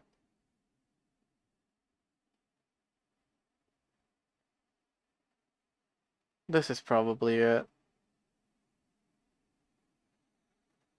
No, hold on. Alright, if it contains a slash, then that is a directory path. So most likely, you will want to run it as is. So using the program name. That is the bundle. The program name, which you load from opening a file at path. Okay, so from here, program name. So it should be trying to launch this file, but it's not. Trying to launch. I'm having some flashbacks from when I debugged this the first time, and oh my god. Well, you're already working on a CD ripper. That's very interesting. That was super fast. The metadata comes from online databases. You hash the CD's table of contents and then you use that ID or CD to look up the data. What? Really? I had no idea. Alright, so we're trying to launch. Yeah, okay, no. It's making some assumptions here that are a little bit dangerous. No, here it is. Trying to launch /tools/test. And it is failing somehow. Sync of job type 1, so that's a start. That's an open. Thread ended with code 2, which should be a success, I believe. No. 2 is not found. Oh. So my thingy is saying that the file is not found? Very interesting. Did you dig yourself out of that hole the other day? Mostly. Mostly, yeah. I've had to refactor half the kernel, but yeah. Not really half the kernel, just the way that syscalls work, technically. Really, the rest of the syscalls are fine. They're still supposed to not be interrupted. It's just synchronization between kernel and user space. File system stuff can be interrupted, everything else cannot. Which I'm actually okay with. I don't think this is a limitation that I want to lift. Man, I got like a paper... It's been so long since I've gotten a cut on like here that I don't even remember how I got it. And it still hurts when I like try to open a bottle or something. It's like I put that part of that finger. and then I twist and it hurts. It's been like a week. Think I cut myself with like a coffee maker, like a French press that has metallic edges and they're apparently very sharp. I think that's what it was, but it's generally been so long that I don't even remember. And yeah. Anyway, all right. So you're gonna tell me why you're not opening my files.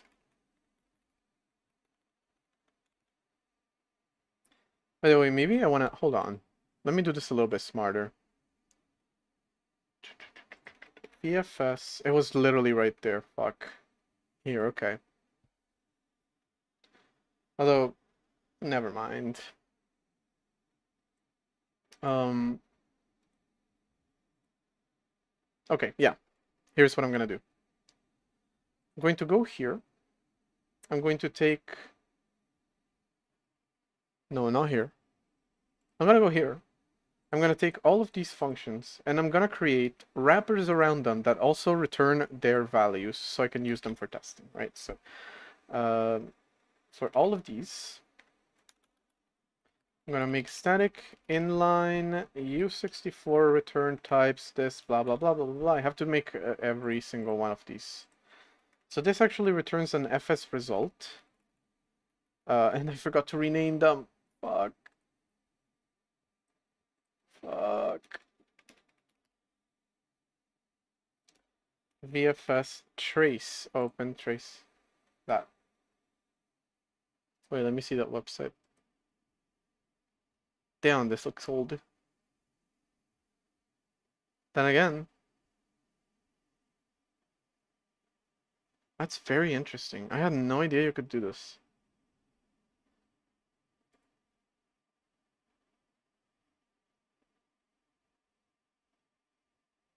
That is super cool. Is this German music? Sex mit dir blond? No, that's Dutch. Or like some Nordic language. It's sex with a blonde, I know that much. That's all I understood. That's what they have on their homepage, by the way. Country Nether. Oh yeah, I feel like I read that somewhere and I didn't pay attention to it. This one's in it for the money. In it for the money, in it for the money, in it for the money. CD UK sticker on rear cover. Is it like attached to releases? Interesting. Where does it say? Oh, okay. There's literally a flag. I was ignoring this part. Oh, this is where I read Dutch. I read that, and you didn't care about the rest. Alright, so I was right about it being Dutch. And Stony Eagle's not here. Okay, const char path. I'm gonna have to write a lot of boilerplate here.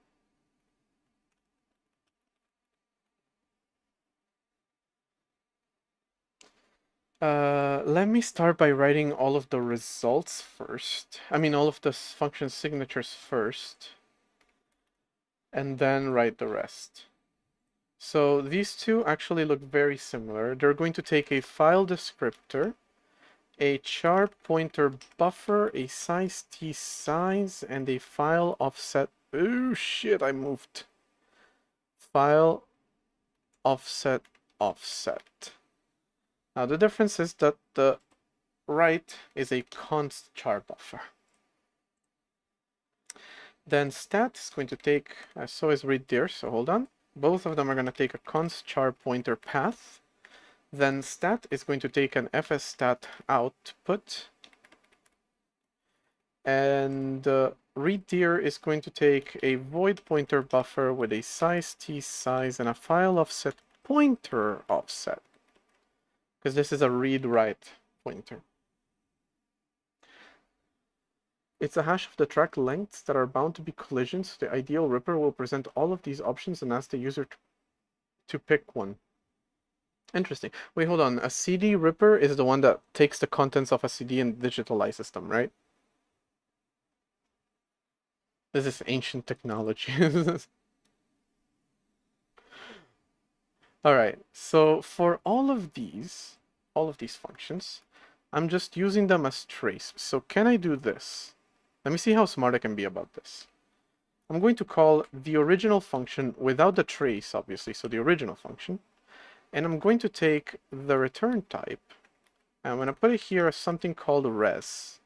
And then I'm going to return the res, but not before I print result, not before I print.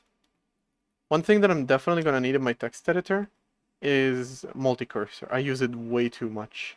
And unfortunately, my text editor is not really prepared for multi-cursor, so that kind of sucks.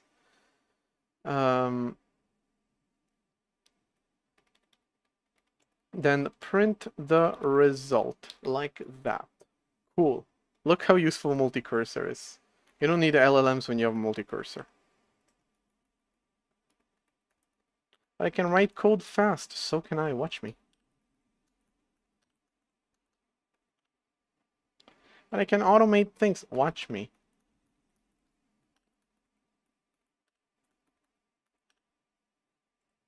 I could automate this part even more if I wanted to.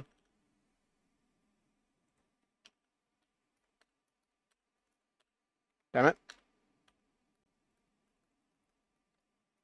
Also, damn it. There we go. How do you do a multi-cursor where there are non-sequential lines? I don't know. I need to add multi-cursor support to my text editor. Yesterday I was using it to write Lisp a little bit, and that's why I had a piece of paper here, because I've been writing down things that I need to do. Like, as I was using it, I was just like, all right, I can't do this, so let me add that to the list. Like, that's my plan for my text editor from now on, by the way.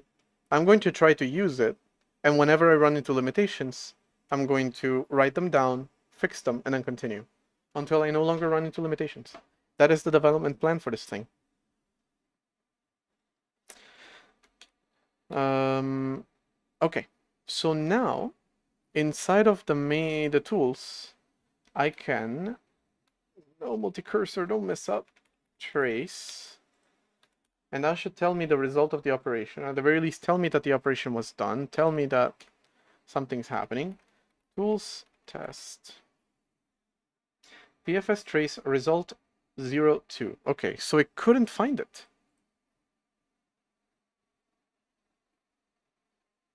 Oh no.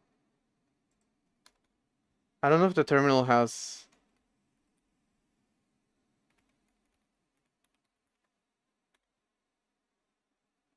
No, still 02. Huh. Huh. Okay. That's interesting. Maybe this is just a limitation that I didn't notice also happens in the other one. Control Shift, where you can select multiple lines? What do you mean? Control Shift and then cursor? That doesn't work on Z, I believe. Oh, this. Okay, Control Alt, right. Yeah, so you can do it like this, but you can also do it like this. Just by clicking. And internally, how does it work? I have no clue. But I'm gonna need to figure that out, because I need multi-cursor in my editor. There's no way I don't do that. By the way, my editor like does text editing so naively that I don't even bother with like multi-buffers or like tree sequences and stuff like that, which maybe would help. I don't know. I know it from reading that Red text editor, this thing, from reading, either from reading or from seeing a talk on this text editor, he talks about using, I believe, red black trees for text editing, which is very complex. Then again, if you have a hierarchical structure, probably, well, not very complex, it's a pretty standard type of structure, but it's more complex than you would think. Like I would not have expected that. Audio checker that analyzes WAV and FLEC and determines the source is either CDDA or MPEG, and it would produce a log. That is very interesting.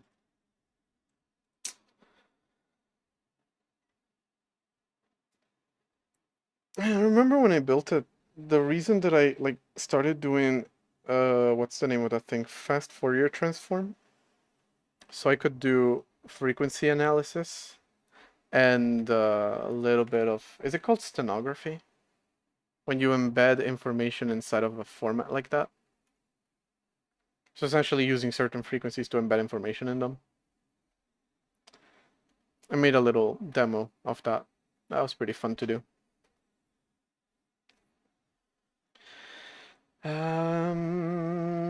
Okay, so why are you failing?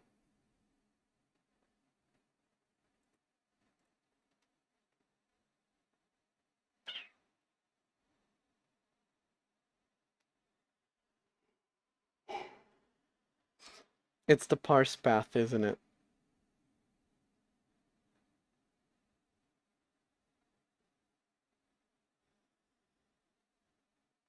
All right, first off, let me look at the obvious, which is the name that I'm giving the file. It should just be file. So that should be fine. So I should be able to find an entry called file, realize that it points to this path, and then resolve it. That shouldn't be a problem. Wait, that's already been done actually. Entry added, test, read, data test, cred, and manual. So I believe this is going to be a case insensitive because I made my system case insensitive. I believe so anyway. Don't really know. But it should be. Either way, I tested it with uppercase and it still didn't work. So parse path, are you the problem again? Are you the goddamn problem again?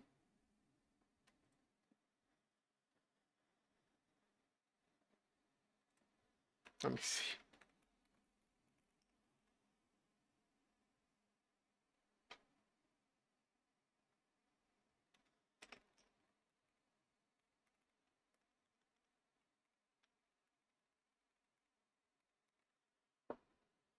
Okay.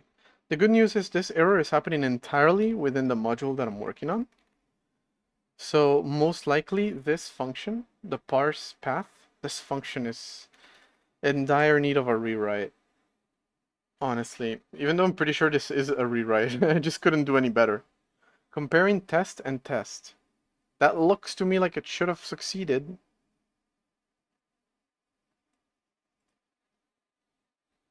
Alright, so what's going to happen? You're going to advance the template, and you're going to find test. And then you're going to advance the path splitter. That is going to succeed. And are they equal case insensitive? They look case insensitively equal to me. Then you're going to try equal with parameters. That's what makes this function so complicated, that I can write files like this. Like this, actually. Which is a parameter and gets resolved to a number so that this matches it. And then print not found. So one of these three is going to print. The wrong place to check, though. Rules test. Compare, no, this is the old one.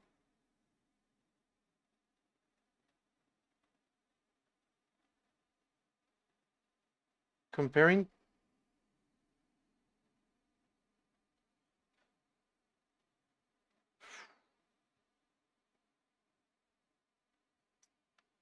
there's a lot happening, so I might not really mind doing this. No, I do mind doing this. I was gonna put a panic just to end right after I need it, but that's not gonna work. What is your problem, though?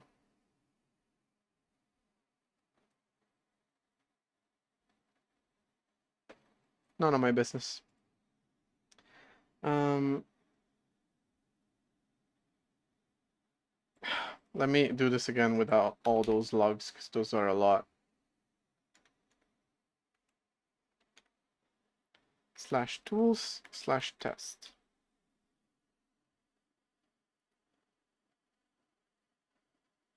All right. These are all the applications. So before that,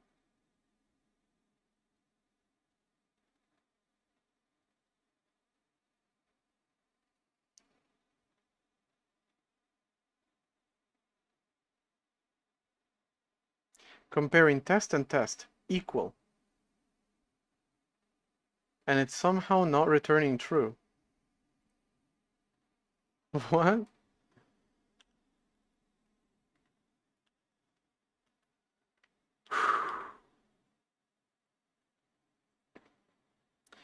Um,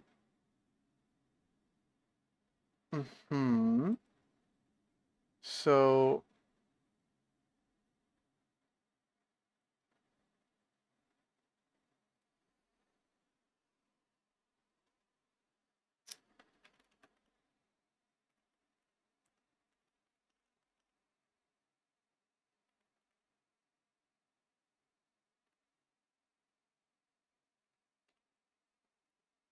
let me try printing what file it actually finds, because there should be a file there. So the error must be a different one. Oh no. Is it not actually the problem that I think? Comparing test and test. Found file test. Yeah, we're good.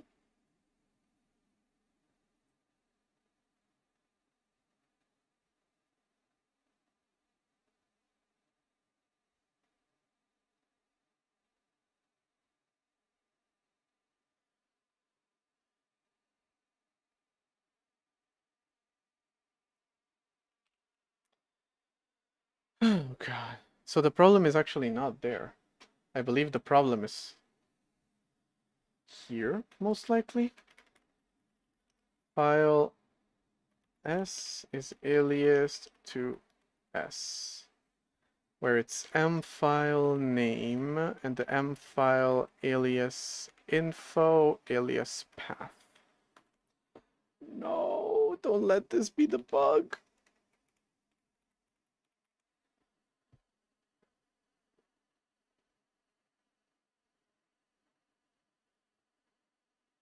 File test is aliased to boot RedOS tools test. But then when it tries to open it, it fails. No!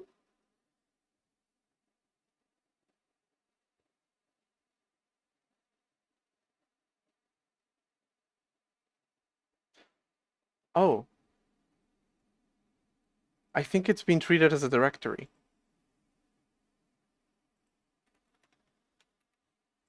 So I'm running some code that I shouldn't.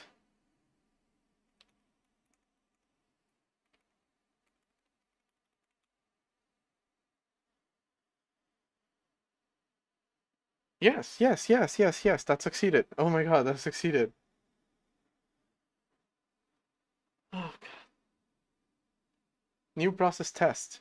Although it's not doing anything. But it is there. Oh, praise the Lord. Okay. There was a possibility that the issue is with the code that I have spent all week debugging.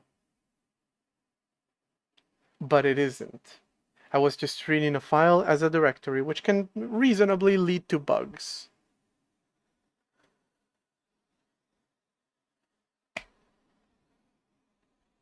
Praise be.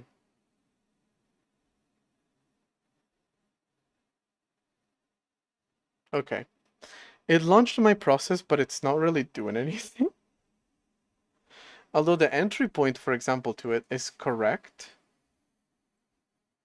So, like, I don't know what happened there, but it is working. Let me try a different one. /tools/cred.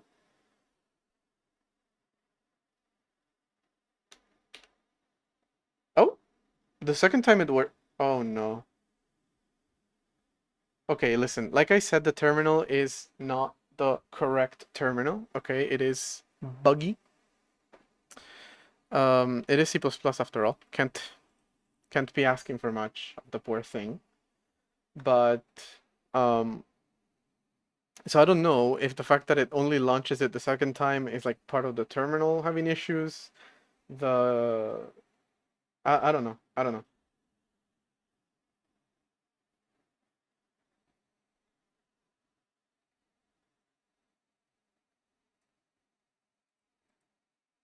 I think we're good. It boots. And there's frankly, maybe it won't show in the output of the terminal. But I'm surprised that it doesn't show in the output of this. That I don't think is a... Yeah. That I don't think is an issue with this.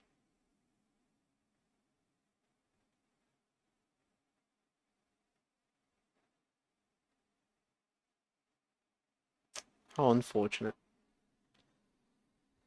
Whew. It is hot as hell in here. It is probably 33 degrees.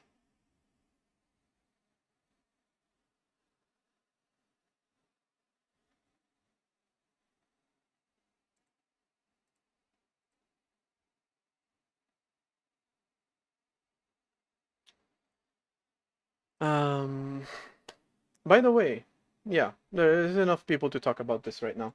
I was waiting for that. Started something in my Discord and Blurry Square in Twitch chat has been first off is the person that proposed it and the first person to do it. I created a live coding channel in my Discord server, which I've just linked in chats, in both chats, to which people can stream their own coding stuff. Please don't use LLMs.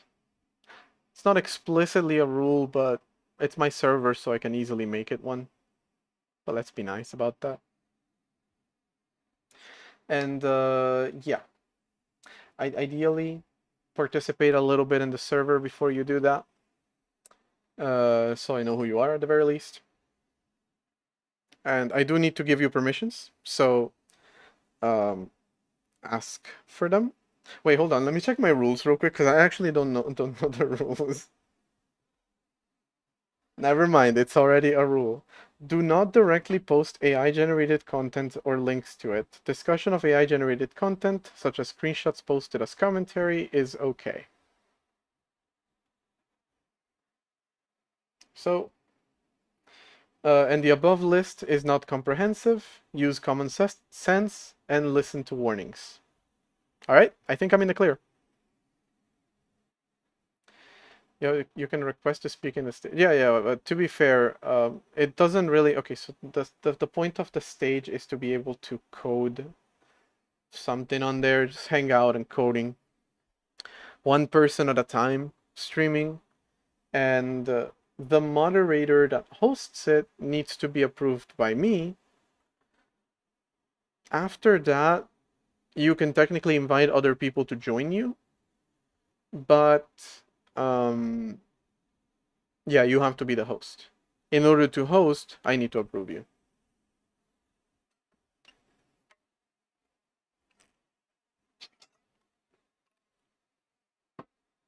All right.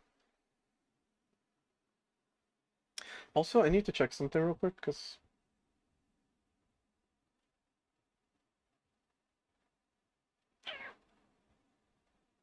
that didn't work. That sucks. I was trying to make a change in the bot that I use to notify of new videos because it detects YouTube live streams as videos. And that means that two notifications go out. And most importantly, the people that are only interested in videos get notifications from both, from live streams as well, which is not ideal. So I was trying to set it to, really all I have to do is like set up a rule and stick to that rule because all it can do is filter by the title of the video by a regular expression to know whether it's a stream or not. And like I don't really call them live streams, so it doesn't really make sense.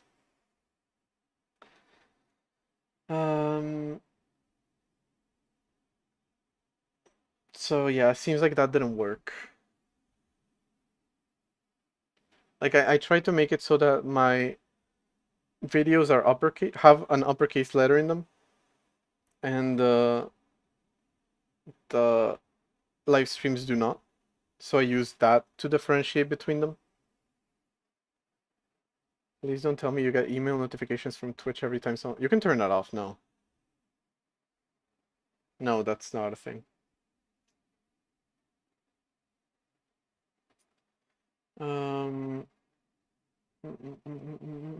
Notifications.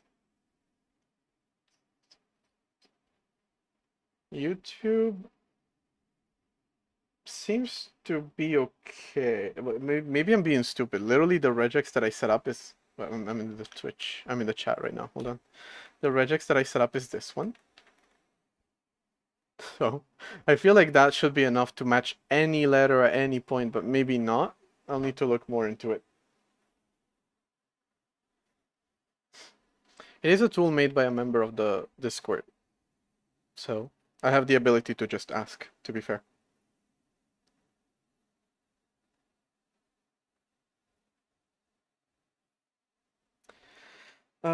Nope.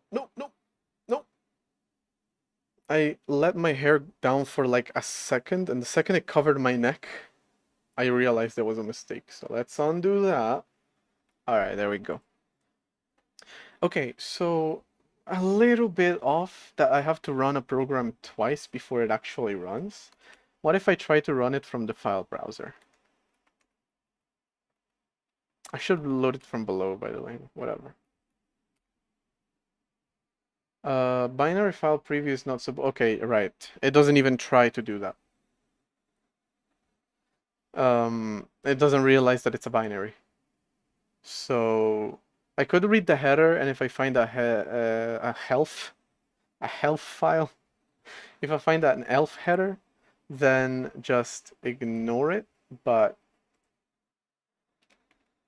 elf header, which is ELF, I'm pretty sure. Maybe with a couple symbols before it. I don't remember. Anyway, I'm actually surprised that what I've been trying to build today is working fine.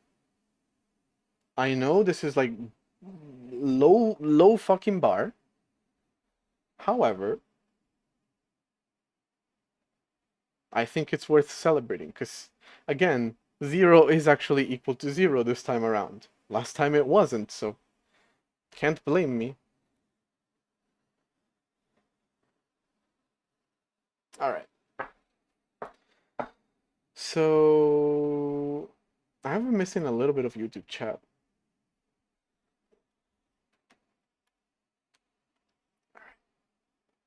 It's a relatively high bar compared to some software. Did I mention that my bank is trying to get me evicted? I don't think I mentioned that. I'm exaggerating. But I have a scheduled payment for my rent on the 2nd of every month. I have legally to pay my rent before the 5th. And yesterday I realized I paid rent yesterday, the 6th.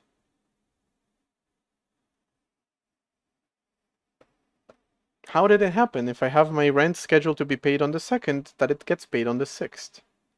And the reason, I don't know for sure, but I'm doing the job of the fucking people that work at the bank. And they're programmers.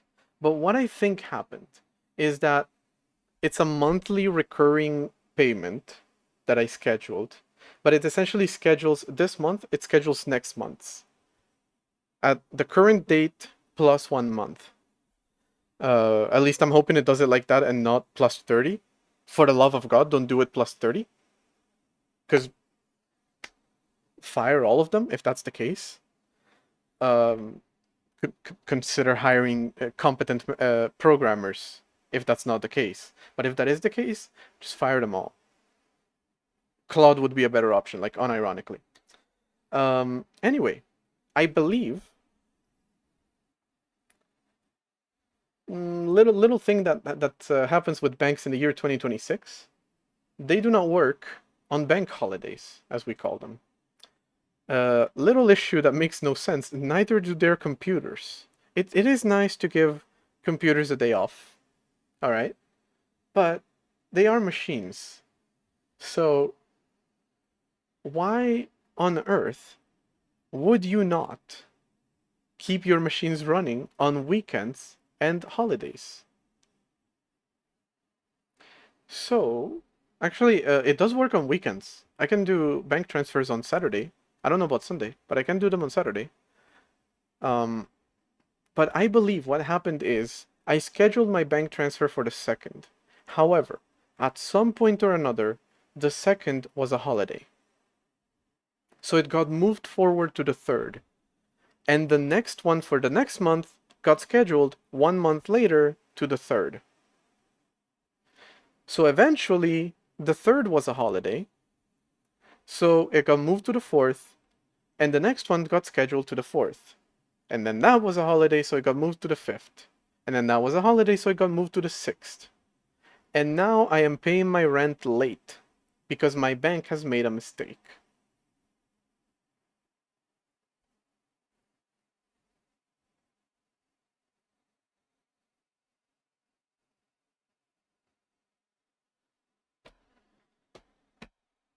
You work at a fucking bank. Don't you have standards? I swear to God.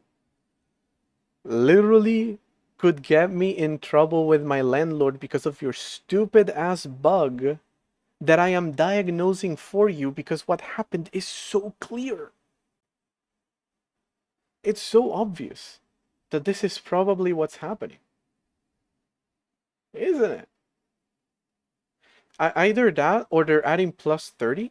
But if they were adding plus 30, then in February that would move the transfer ahead, but on other months it would move it back. So I would be paying rent super early before I even get paid, if that's the case. But no, instead I'm paying it late. What an incredible industry we're in right now. Where banks are just like, what? Your transfer was late because of a mistake that we made? That's funny. Anyway, no, you can't afford a home. Um, buying, buying a house? Buying a house? Nah, fuck you.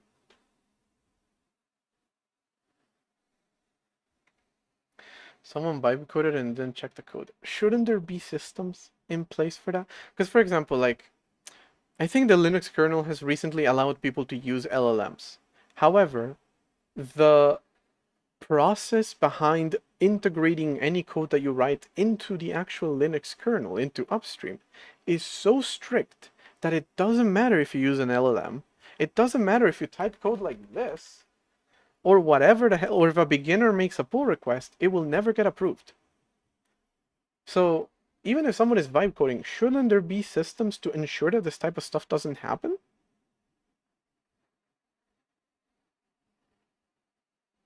Shouldn't my scheduled bank transfer also just be scheduled forever? It has an end date, by the way. I didn't set the end date, which I'm pretty sure it's just an actual limitation that they have. I'm gonna be done paying rent by 2030. And I'm not gonna be able to afford a home by then, so I'm gonna have to set that up again. But if you have an established end date, shouldn't you have scheduled my rent payments from now until then? Instead of scheduling it every month, thus risking me paying late? Again, I'm speculating on what the bug, what the actual bug is, but am I wrong? Is that not the most plausible explanation? Could it be something else? Sure. I don't know, man. I don't know. Sounds like you should take your business elsewhere. Where? All of these banks cannot be trusted. To be fair, banks could not be trusted a lot earlier than that. 2008, for example. So a little bit of proof. Um, However, I do not want to keep my money under my mattress.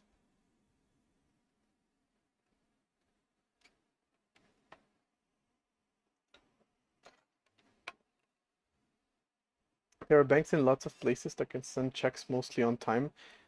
The way that you phrase that, it sounds like such an obvious thing, and yet it isn't. Because this is the state of this goddamn industry. Um, so yeah, I've been posting content to YouTube completely meaninglessly because nobody has seen it. People have told me they haven't seen it. They haven't been shown my content. It literally does not show anywhere in their subscription feeds. Comments were turned off, and I had no option to turn them back on. A while ago, YouTube turned off monetization on my streams. For like 2 weeks, I had to manually turn it on every time.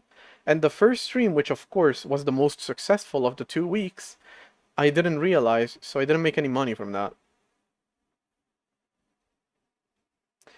And then it turned itself back on.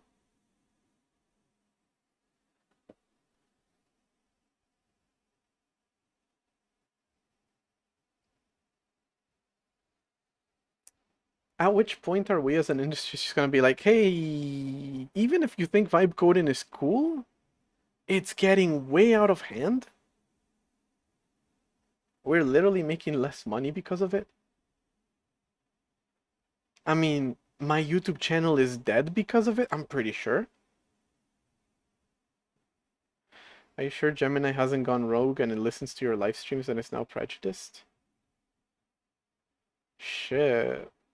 I mean, listens to your live streams is pretty much it. Even though I tell it, I have turned off all the AI features. You can still see recaps of my videos under them made by AI. So yeah. Listens to them is not even like a joke or conspiracy theory or anything like that. It's literally like that.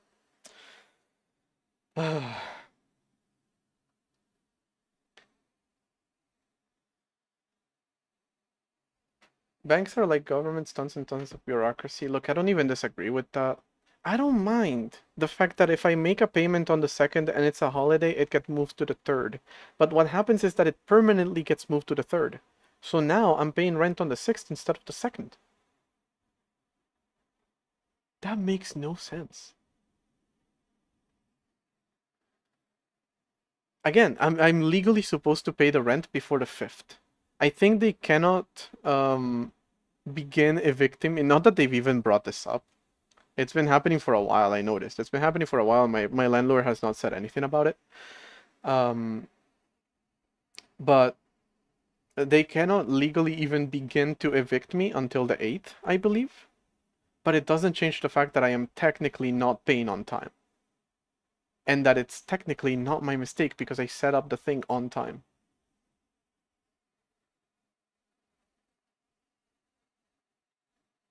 Should probably let my landlord know. I'm fixing that. I fixed it. I reset it back to the 2nd.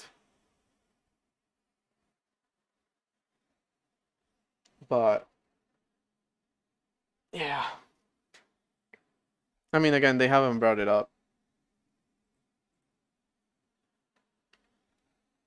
I don't even fully know who my landlord is anymore. It's like family owned. It's a family business. They own the entire building, by the way. So that's the thing. Owen King, hello. All right. I'm a little bit scared to continue working because like No, technically I did what I wanted to do. I standardized tools under tools and apps under apps. And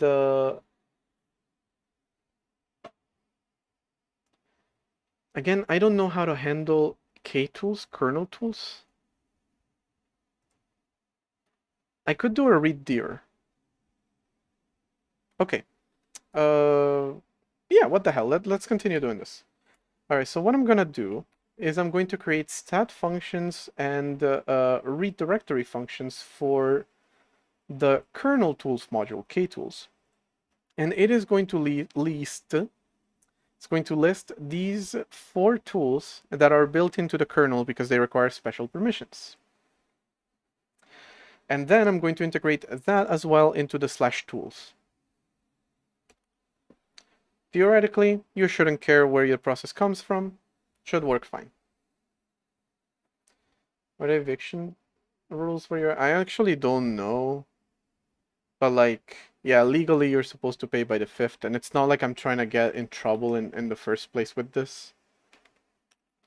So...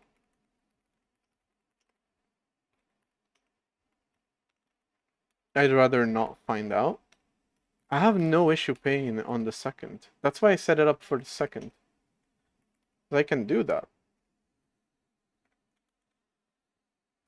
But I shouldn't have to do this. Alright, so stat is actually going to be super simple. Because there's literally only... Oh, no, it's not super simple. Never mind.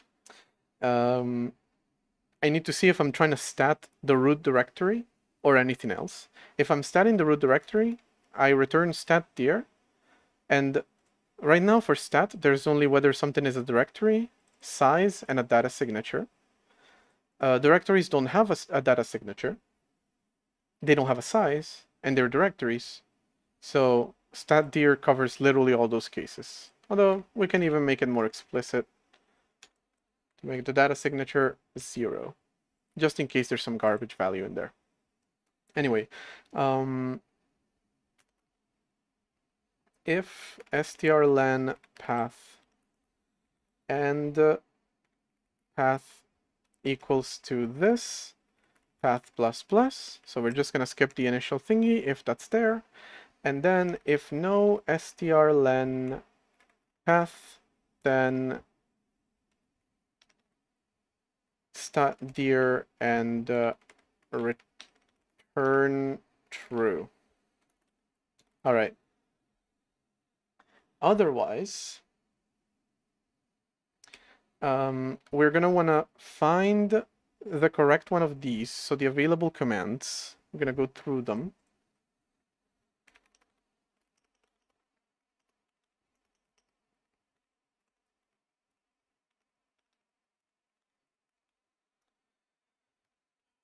Like that. And then I keep using size here whenever it complains about like signage, because this is an unsigned. By the way, this is just a size of array divided by size of first element in the array. It's a good way to count how many items are in a static array. This is an unsigned result. And so it complains that I use int here. So I kind of hate it, but I kind of get it. In this case, it's stupid, because there's literally 4 items. We're never going to have any kind of overflow, underflow, anything like that. But it is overall a good thing to have on, to get rid of that warning, or like to get rid of that mistake, to make it explicit. But it always annoys me having to do it. Having to explicitly indicate that this is unsigned. And by the way, I always use size for some reason, so I'm changing it to U60. I changed everything except for the thing I wanted to change. Amazing.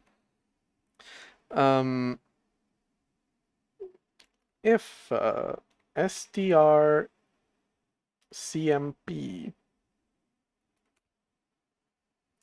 available commands I with the path and the size of strlen of the available command I is equal to 0, then we found our tool, and we can return... Huh. What is the size of an executable that is virtual? It doesn't have a size.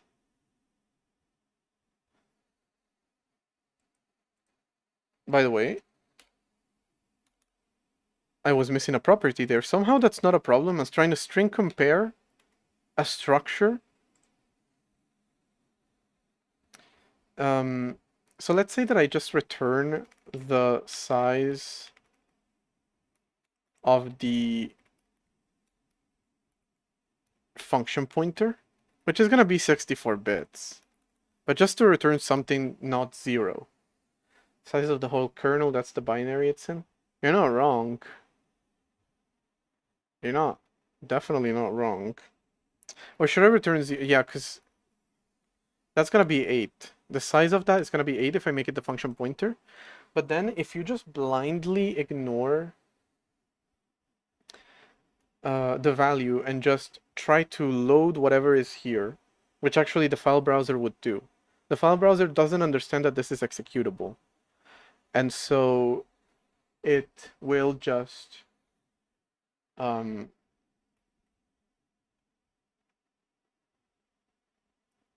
try to allocate 8 bytes and then read, which you can't do. But still, it will still try. To avoid that, I'm going to make it 0, and I'm going to give it a data signature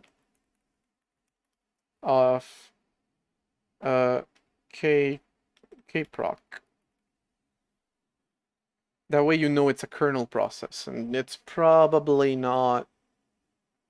You can check against this value and see, oh, okay, I understand why it has size 0, but it's still a valid entry. Anyway, we're then going to outstat the type as an entry file. Maybe I should add an entry executable type. That's maybe a thing that I want to do, but I don't really need it. At the end of the day, executables are mostly files. This one is not, but they're mostly files. There's also no execute in the file system, so it doesn't really make sense to have an executable type. You can execute stuff, but there's no execute file system operation. It's a kernel operation. All right, that should be my stat function. And then I also need to implement list tools over here. What do I call it? K-tools? Stat. And then read there is going to be K-tools list.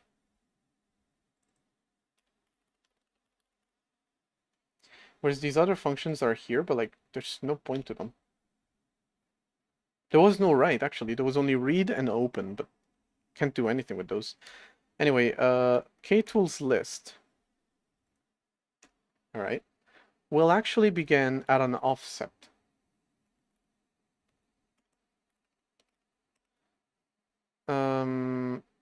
The signature is wrong too. There should be a pointer. So if there is an offset, then the value is the value of the offset. Otherwise, the value is 0. That offset is simply the beginning point at which you begin doing this thing.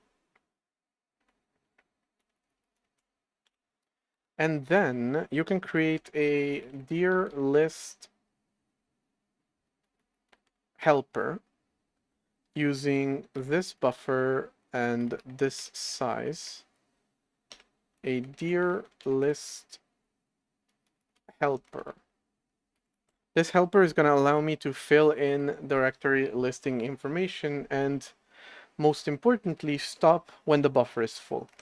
So if no dir list fill the helper with the name available commands I name, then that's when, if we have an offset, we save how far we got, and then we return the dir buff size. Otherwise, if we do the whole thing, we return the dir buff size still.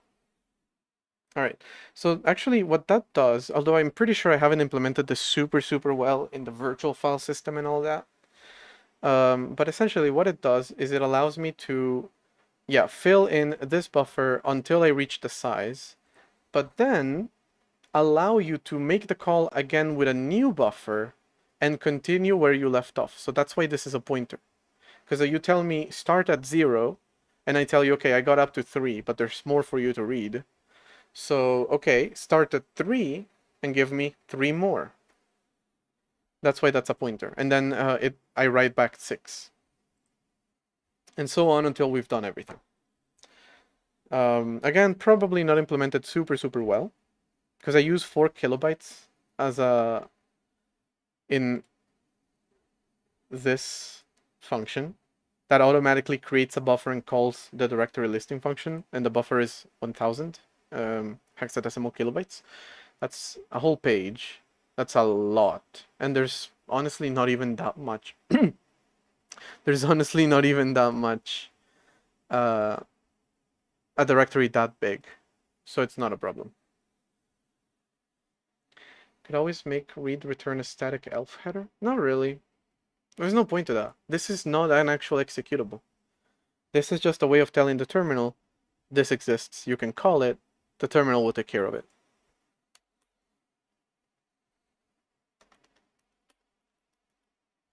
K-tools, yeah.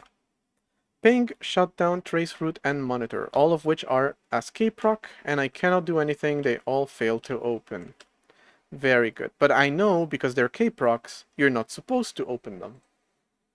And also their size is 0, which also indicates you're not supposed to open them. Very good. So now I can direct you to K-tools, and we should have them also within tools. Test, read, data test, cred, and manual. They're not here.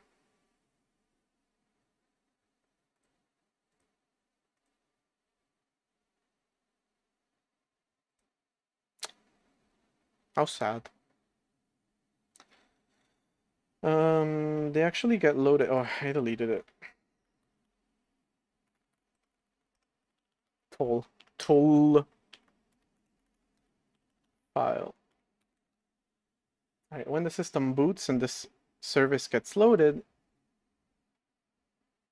right? When the user space starts and the service gets loaded, found tool goes.red. Goes.red. Found file. Found tool doom.red. I'm in the wrong directory and somebody's ringing my doorbell, but it's 11 p.m., so you're gonna keep doing that.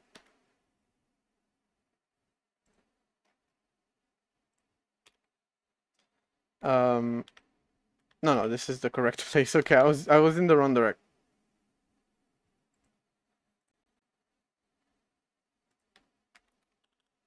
I was in the wrong directory the entire time. So it probably would have worked. Why would someone be ringing at 11 p.m.? Nah, I'm assuming it's probably delivery to someone else. I didn't order delivery, did I? No. You never know. Alright, there they are. Ping, shutdown, traceroute, and monitor. Can they load? I'm not sure. Tools, ping.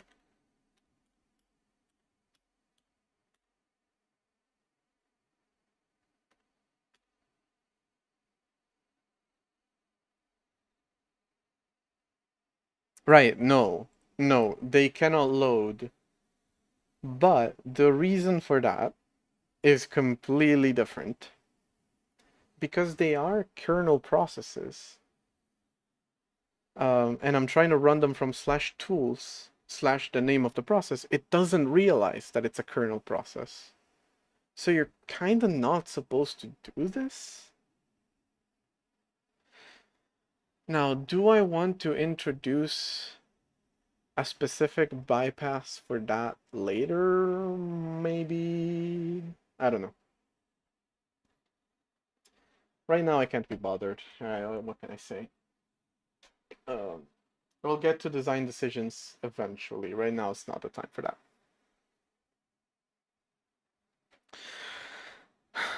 All right. Have I found a single ridiculous bug this stream? Not even half. They also didn't ring again, so I think we're good.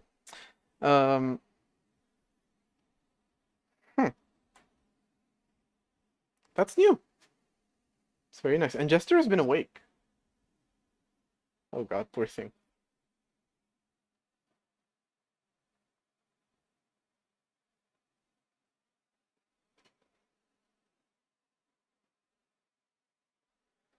Has he been awake the entire time? That's a new one.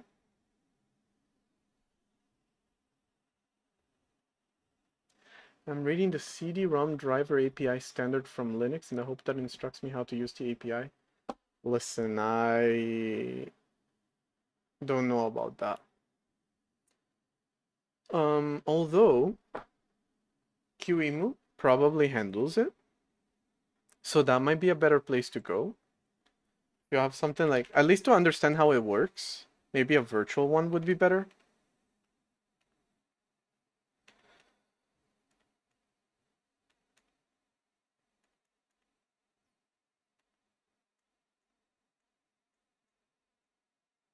I can search for whole word. MMCCD? That could be a thing. Although, no, that's for GPIO, so never mind. Yeah, no, this doesn't implement it, but QEMU does implement it. So maybe that's something you can do.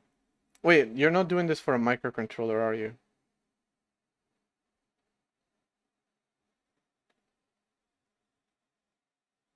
Linux. Oh boy.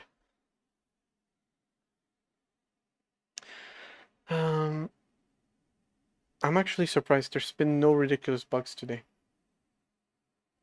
There might have been some crash at the beginning. No, there was a crash in the terminal. I honestly don't know if it's the terminal or not.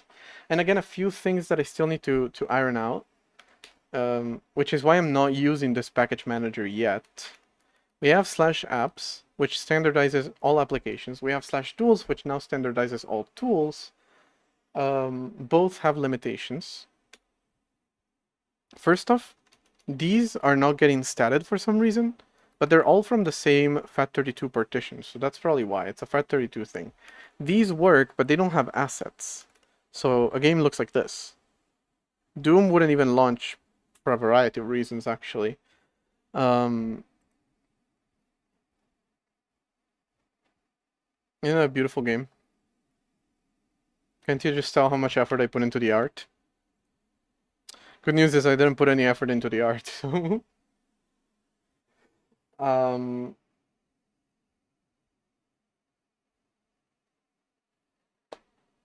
Yeah, so there's that whole thing that I need to debug.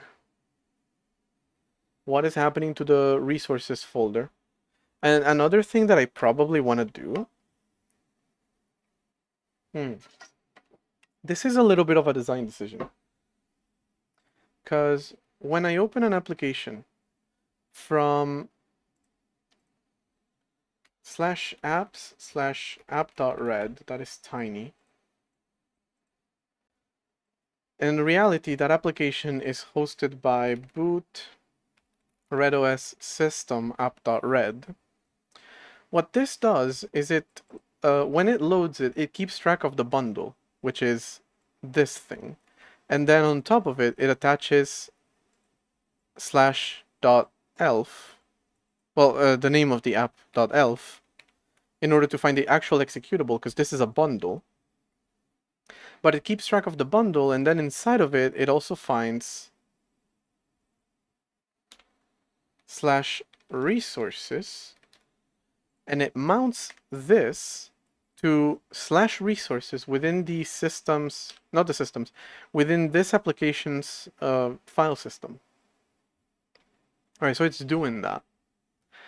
And that means within your application, you can just call /resources, and it will find the resources folder, which is the only folder inside a bundle right now, at least that is standardized.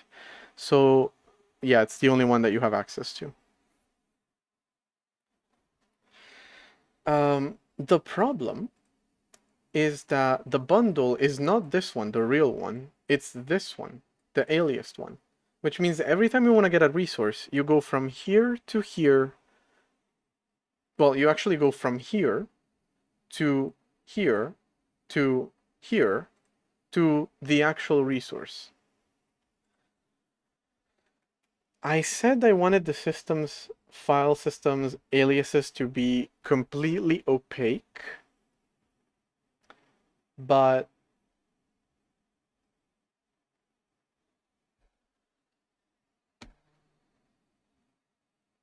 do I want to maybe,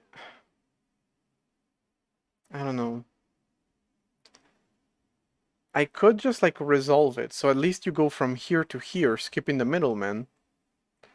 And that would probably fix this issue too, although I probably still want to find out what the issue is.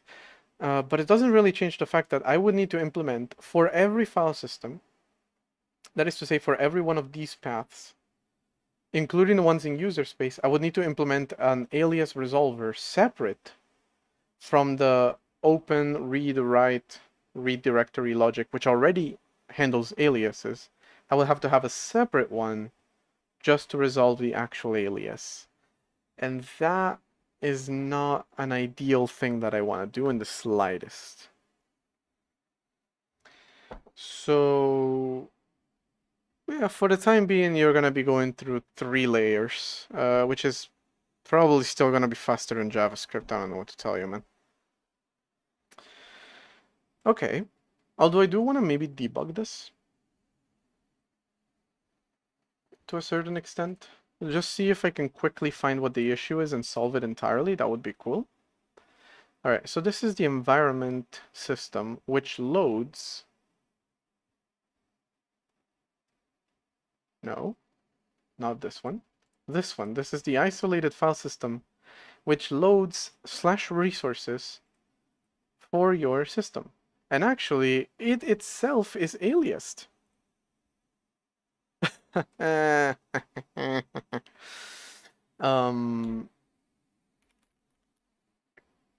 /resources will be mounted to bundle redirect. There we go. So let's put a print there and see where that's going. Does RedactedOS have a logo? No, really. It has this, which is what I've been using whenever I needed to show it, which is just the name of it written in this 8x8 bitmap font. But no, really, it doesn't have a logo. Okay. Okay, I have to say the job system has a lot of logs, so I want to get rid of most of them probably. All right, here it goes.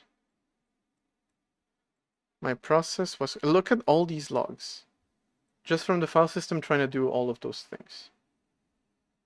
All right, anyway, file ghost.red is alias to home applications ghost.red. It tries to open it as an executable. It can't, no problem.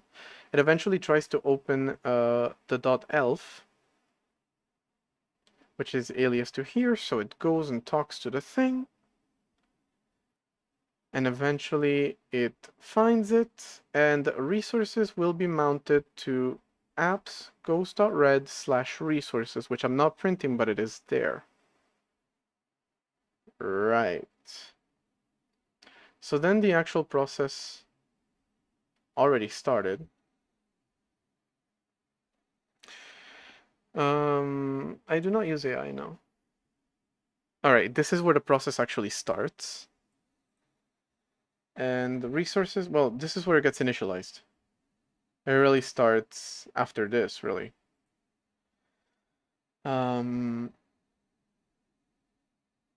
Okay, it's trying to get ghost.red resources background BMP.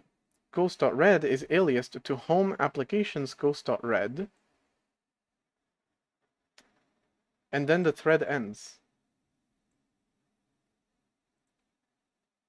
Cool, man. It just ends. Okay. Now, the synchronization between 9 and 5. 9 is the current process. It's the actual game. 5 is the service. You know, my system has so few processes that I've kind of memorized the process IDs whenever I do something. 9 is the first process that I actually launch. 8 is the launcher. 7 is the desktop environment. There's a few more. 5 is the service. It used to be one less, but now that I added the service, there's one more.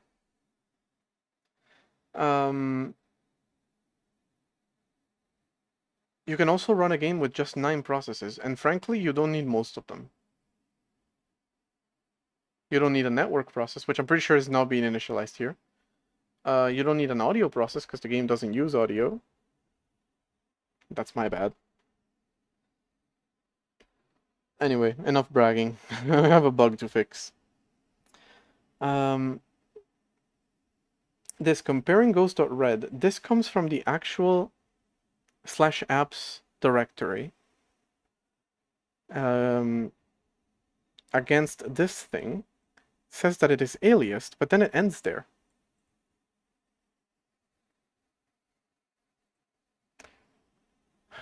It's a VFS bug.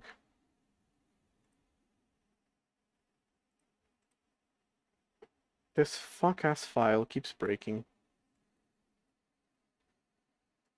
File is aliased to this, and then it should be calling VFS open aliased, which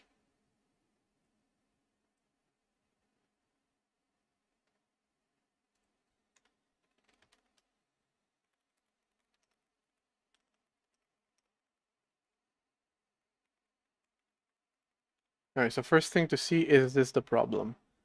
Second thing to see, full path is now s full path.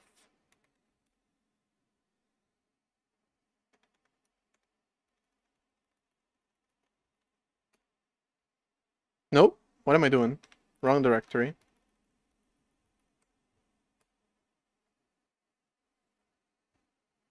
Alright, full path is now home applications ghost.red resources nightstand.bmp.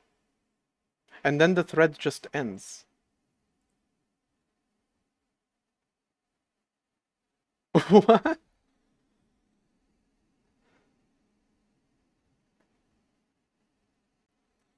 I want to keep tracing it. I'm a little bit scared of what I'm going to find. This is a syscall. So we're actually done tracing it here. The issue continues happening here. Openf. Openf. Here, this function.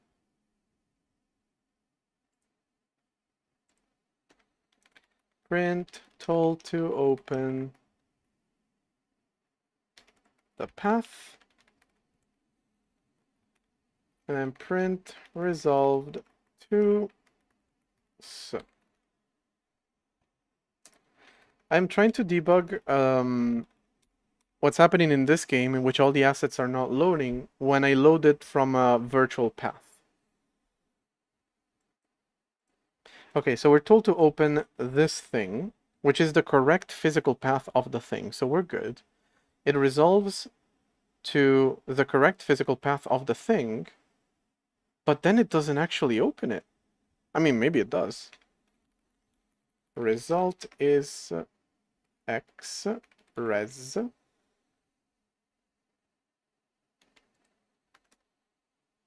It might be the size is being copied wrong or something. Result is 1. If I'm reading that right. No, hold on, I'm looking at this one. Yep, still, result is 1. Thread ends. The job debugger synchronizes this entire thing. Then eventually gets back to us with the result being 1. Now the result of a file system operation is 0, 1, success. So I guess I also want to get the size.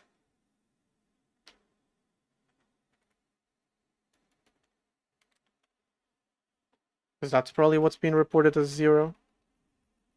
So it's probably, I'm not copying some value or something. That's probably it.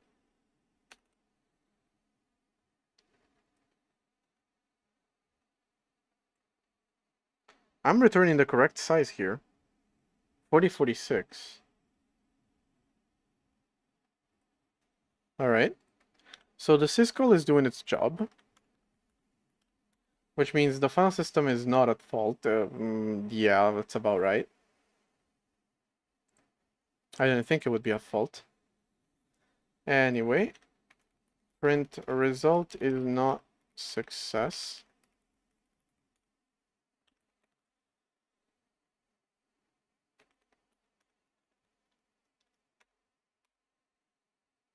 You know what's funny? I haven't run into ridiculous bugs, and I haven't had to do debugging today, and I miss it so much that I started doing it. When I say I don't like debugging on stream, now here I am.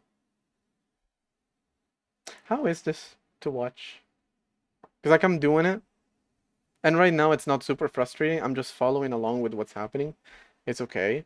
Sometimes I find it frustrating, and then I don't like that I'm streaming it because I feel like it's frustrating also to watch. But how interesting is a debugging session to watch? Most importantly, because you're not writing the code at this moment. This is code that was written months ago. Um,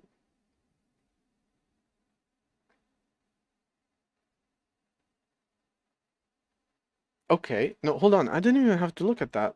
The file. This is correct.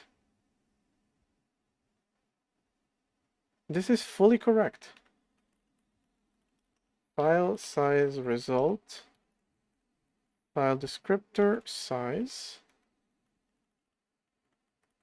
So the one that I'm sending out is okay.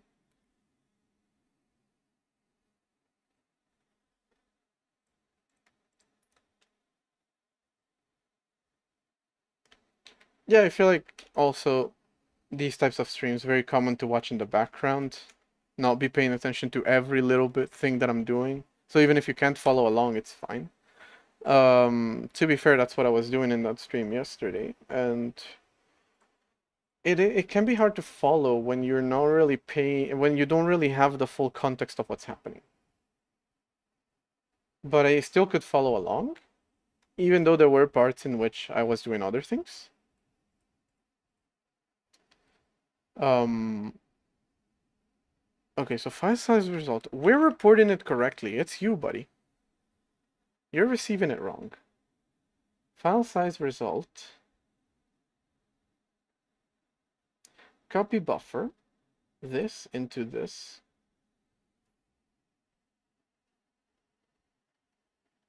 But then it's somehow reported as 0. All right, so let me see one last thing. What is the address of the file descriptor? That should be FFF5624.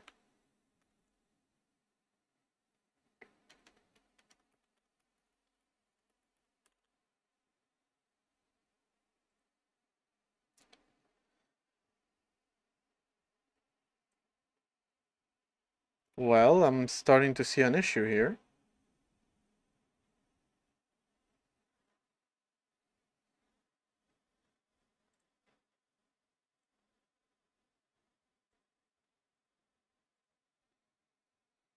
All right, first off, in the file system, when I perform an open through user space, I tell it that the file descriptor gets copied on the end operation. I'm being told the file descriptor is at this location, but then I'm copying from here, which is slightly different. And most importantly, this comes after this, so something's wrong.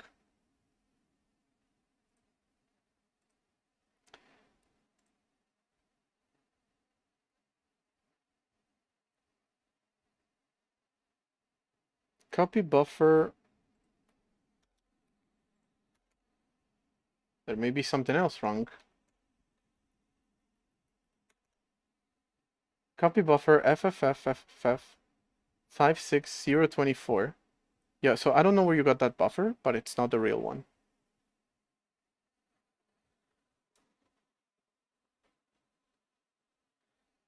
All right, so I go here.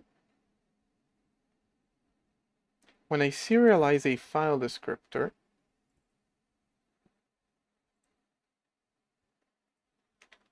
I'll print file descriptor gets saved to FD. These addresses are wrong. Oh, not even.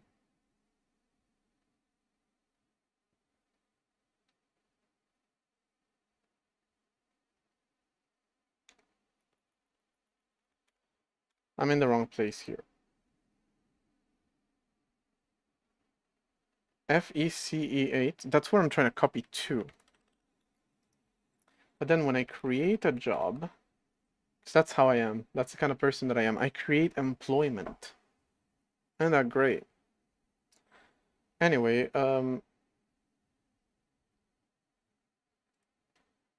where's all the code? Oh, when I prepare a thread, here it is. I go through each of the buffers that I'm saving for the thing. And I will get the buffer, of which the first one is going to be the string for the file to be opened, which is being handled correctly. The second one is going to be the file descriptor. That is not being handled correctly. I will save it to the job. And then, do I do anything to it?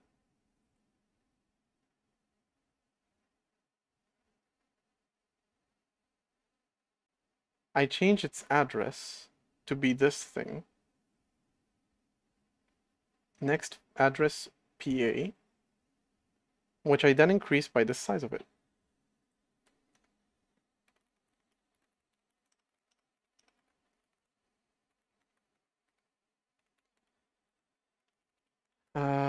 Essentially, this whole thing amounts to I allocate some memory into the process that is going to be doing the file system operation, and then I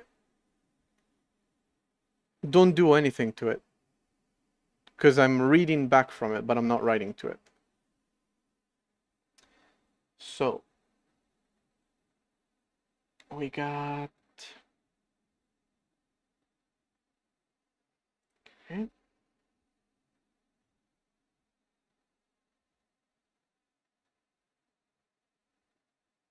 Got saved to this address and then this address. But the address that I have here is completely different.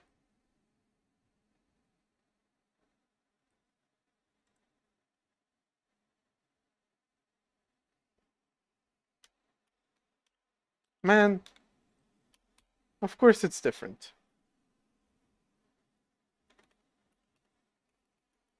I was getting the address stack of the pointer, not the actual pointer value.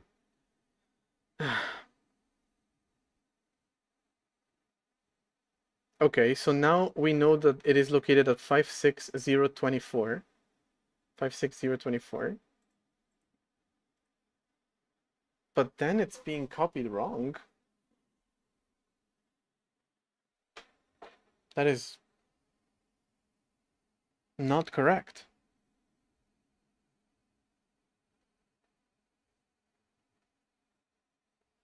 And unfortunately, the name of it, like I cannot modify the code for this thing without recompiling the game. But I should be able to do this. By the way, I don't know what I'm doing, why I'm doing this with a game that has like a million assets, when I could do it with this program, which won't work. Never mind. All right. Again, I don't understand why I was debugging. I mean, I was doing fine. I didn't need to debug, but then I was like, this stream is missing something. So I started debugging. I don't know what's wrong with me. But whatever bug is happening right now should be easy to find.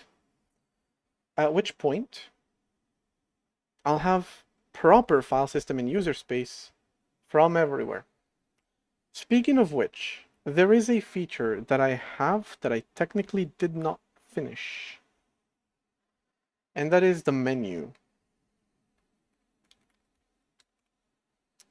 Am I using that anywhere? The file browser actually has a menu.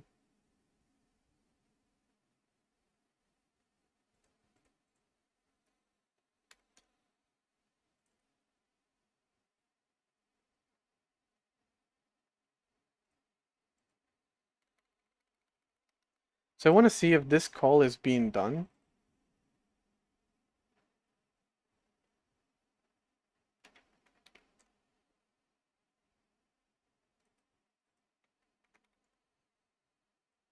Here. I disabled the code for it because it was crashing because of file system and user space limitations, but maybe those limitations are lifted now? They're not. Good to know. Good to know. Okay. Well, again, that's just another one in the list of bugs that I need to debug. So, actually, the issues that I'm having right now in the system are loading an application from the new package manager does not have access to resources for some reason. It seems like it is opening a file, but it is not being copied correctly. Okay, I'll debug that one. Half the applications are not actually loadable, meaning all the internal applications to the system are not loadable because stat is failing on that file system. Opening the menu crashes the system, or having a menu crashes the system. So I disabled the menu for the time being. And launching a command line tool, actually there's one more. Launching a command line tool only works sometimes.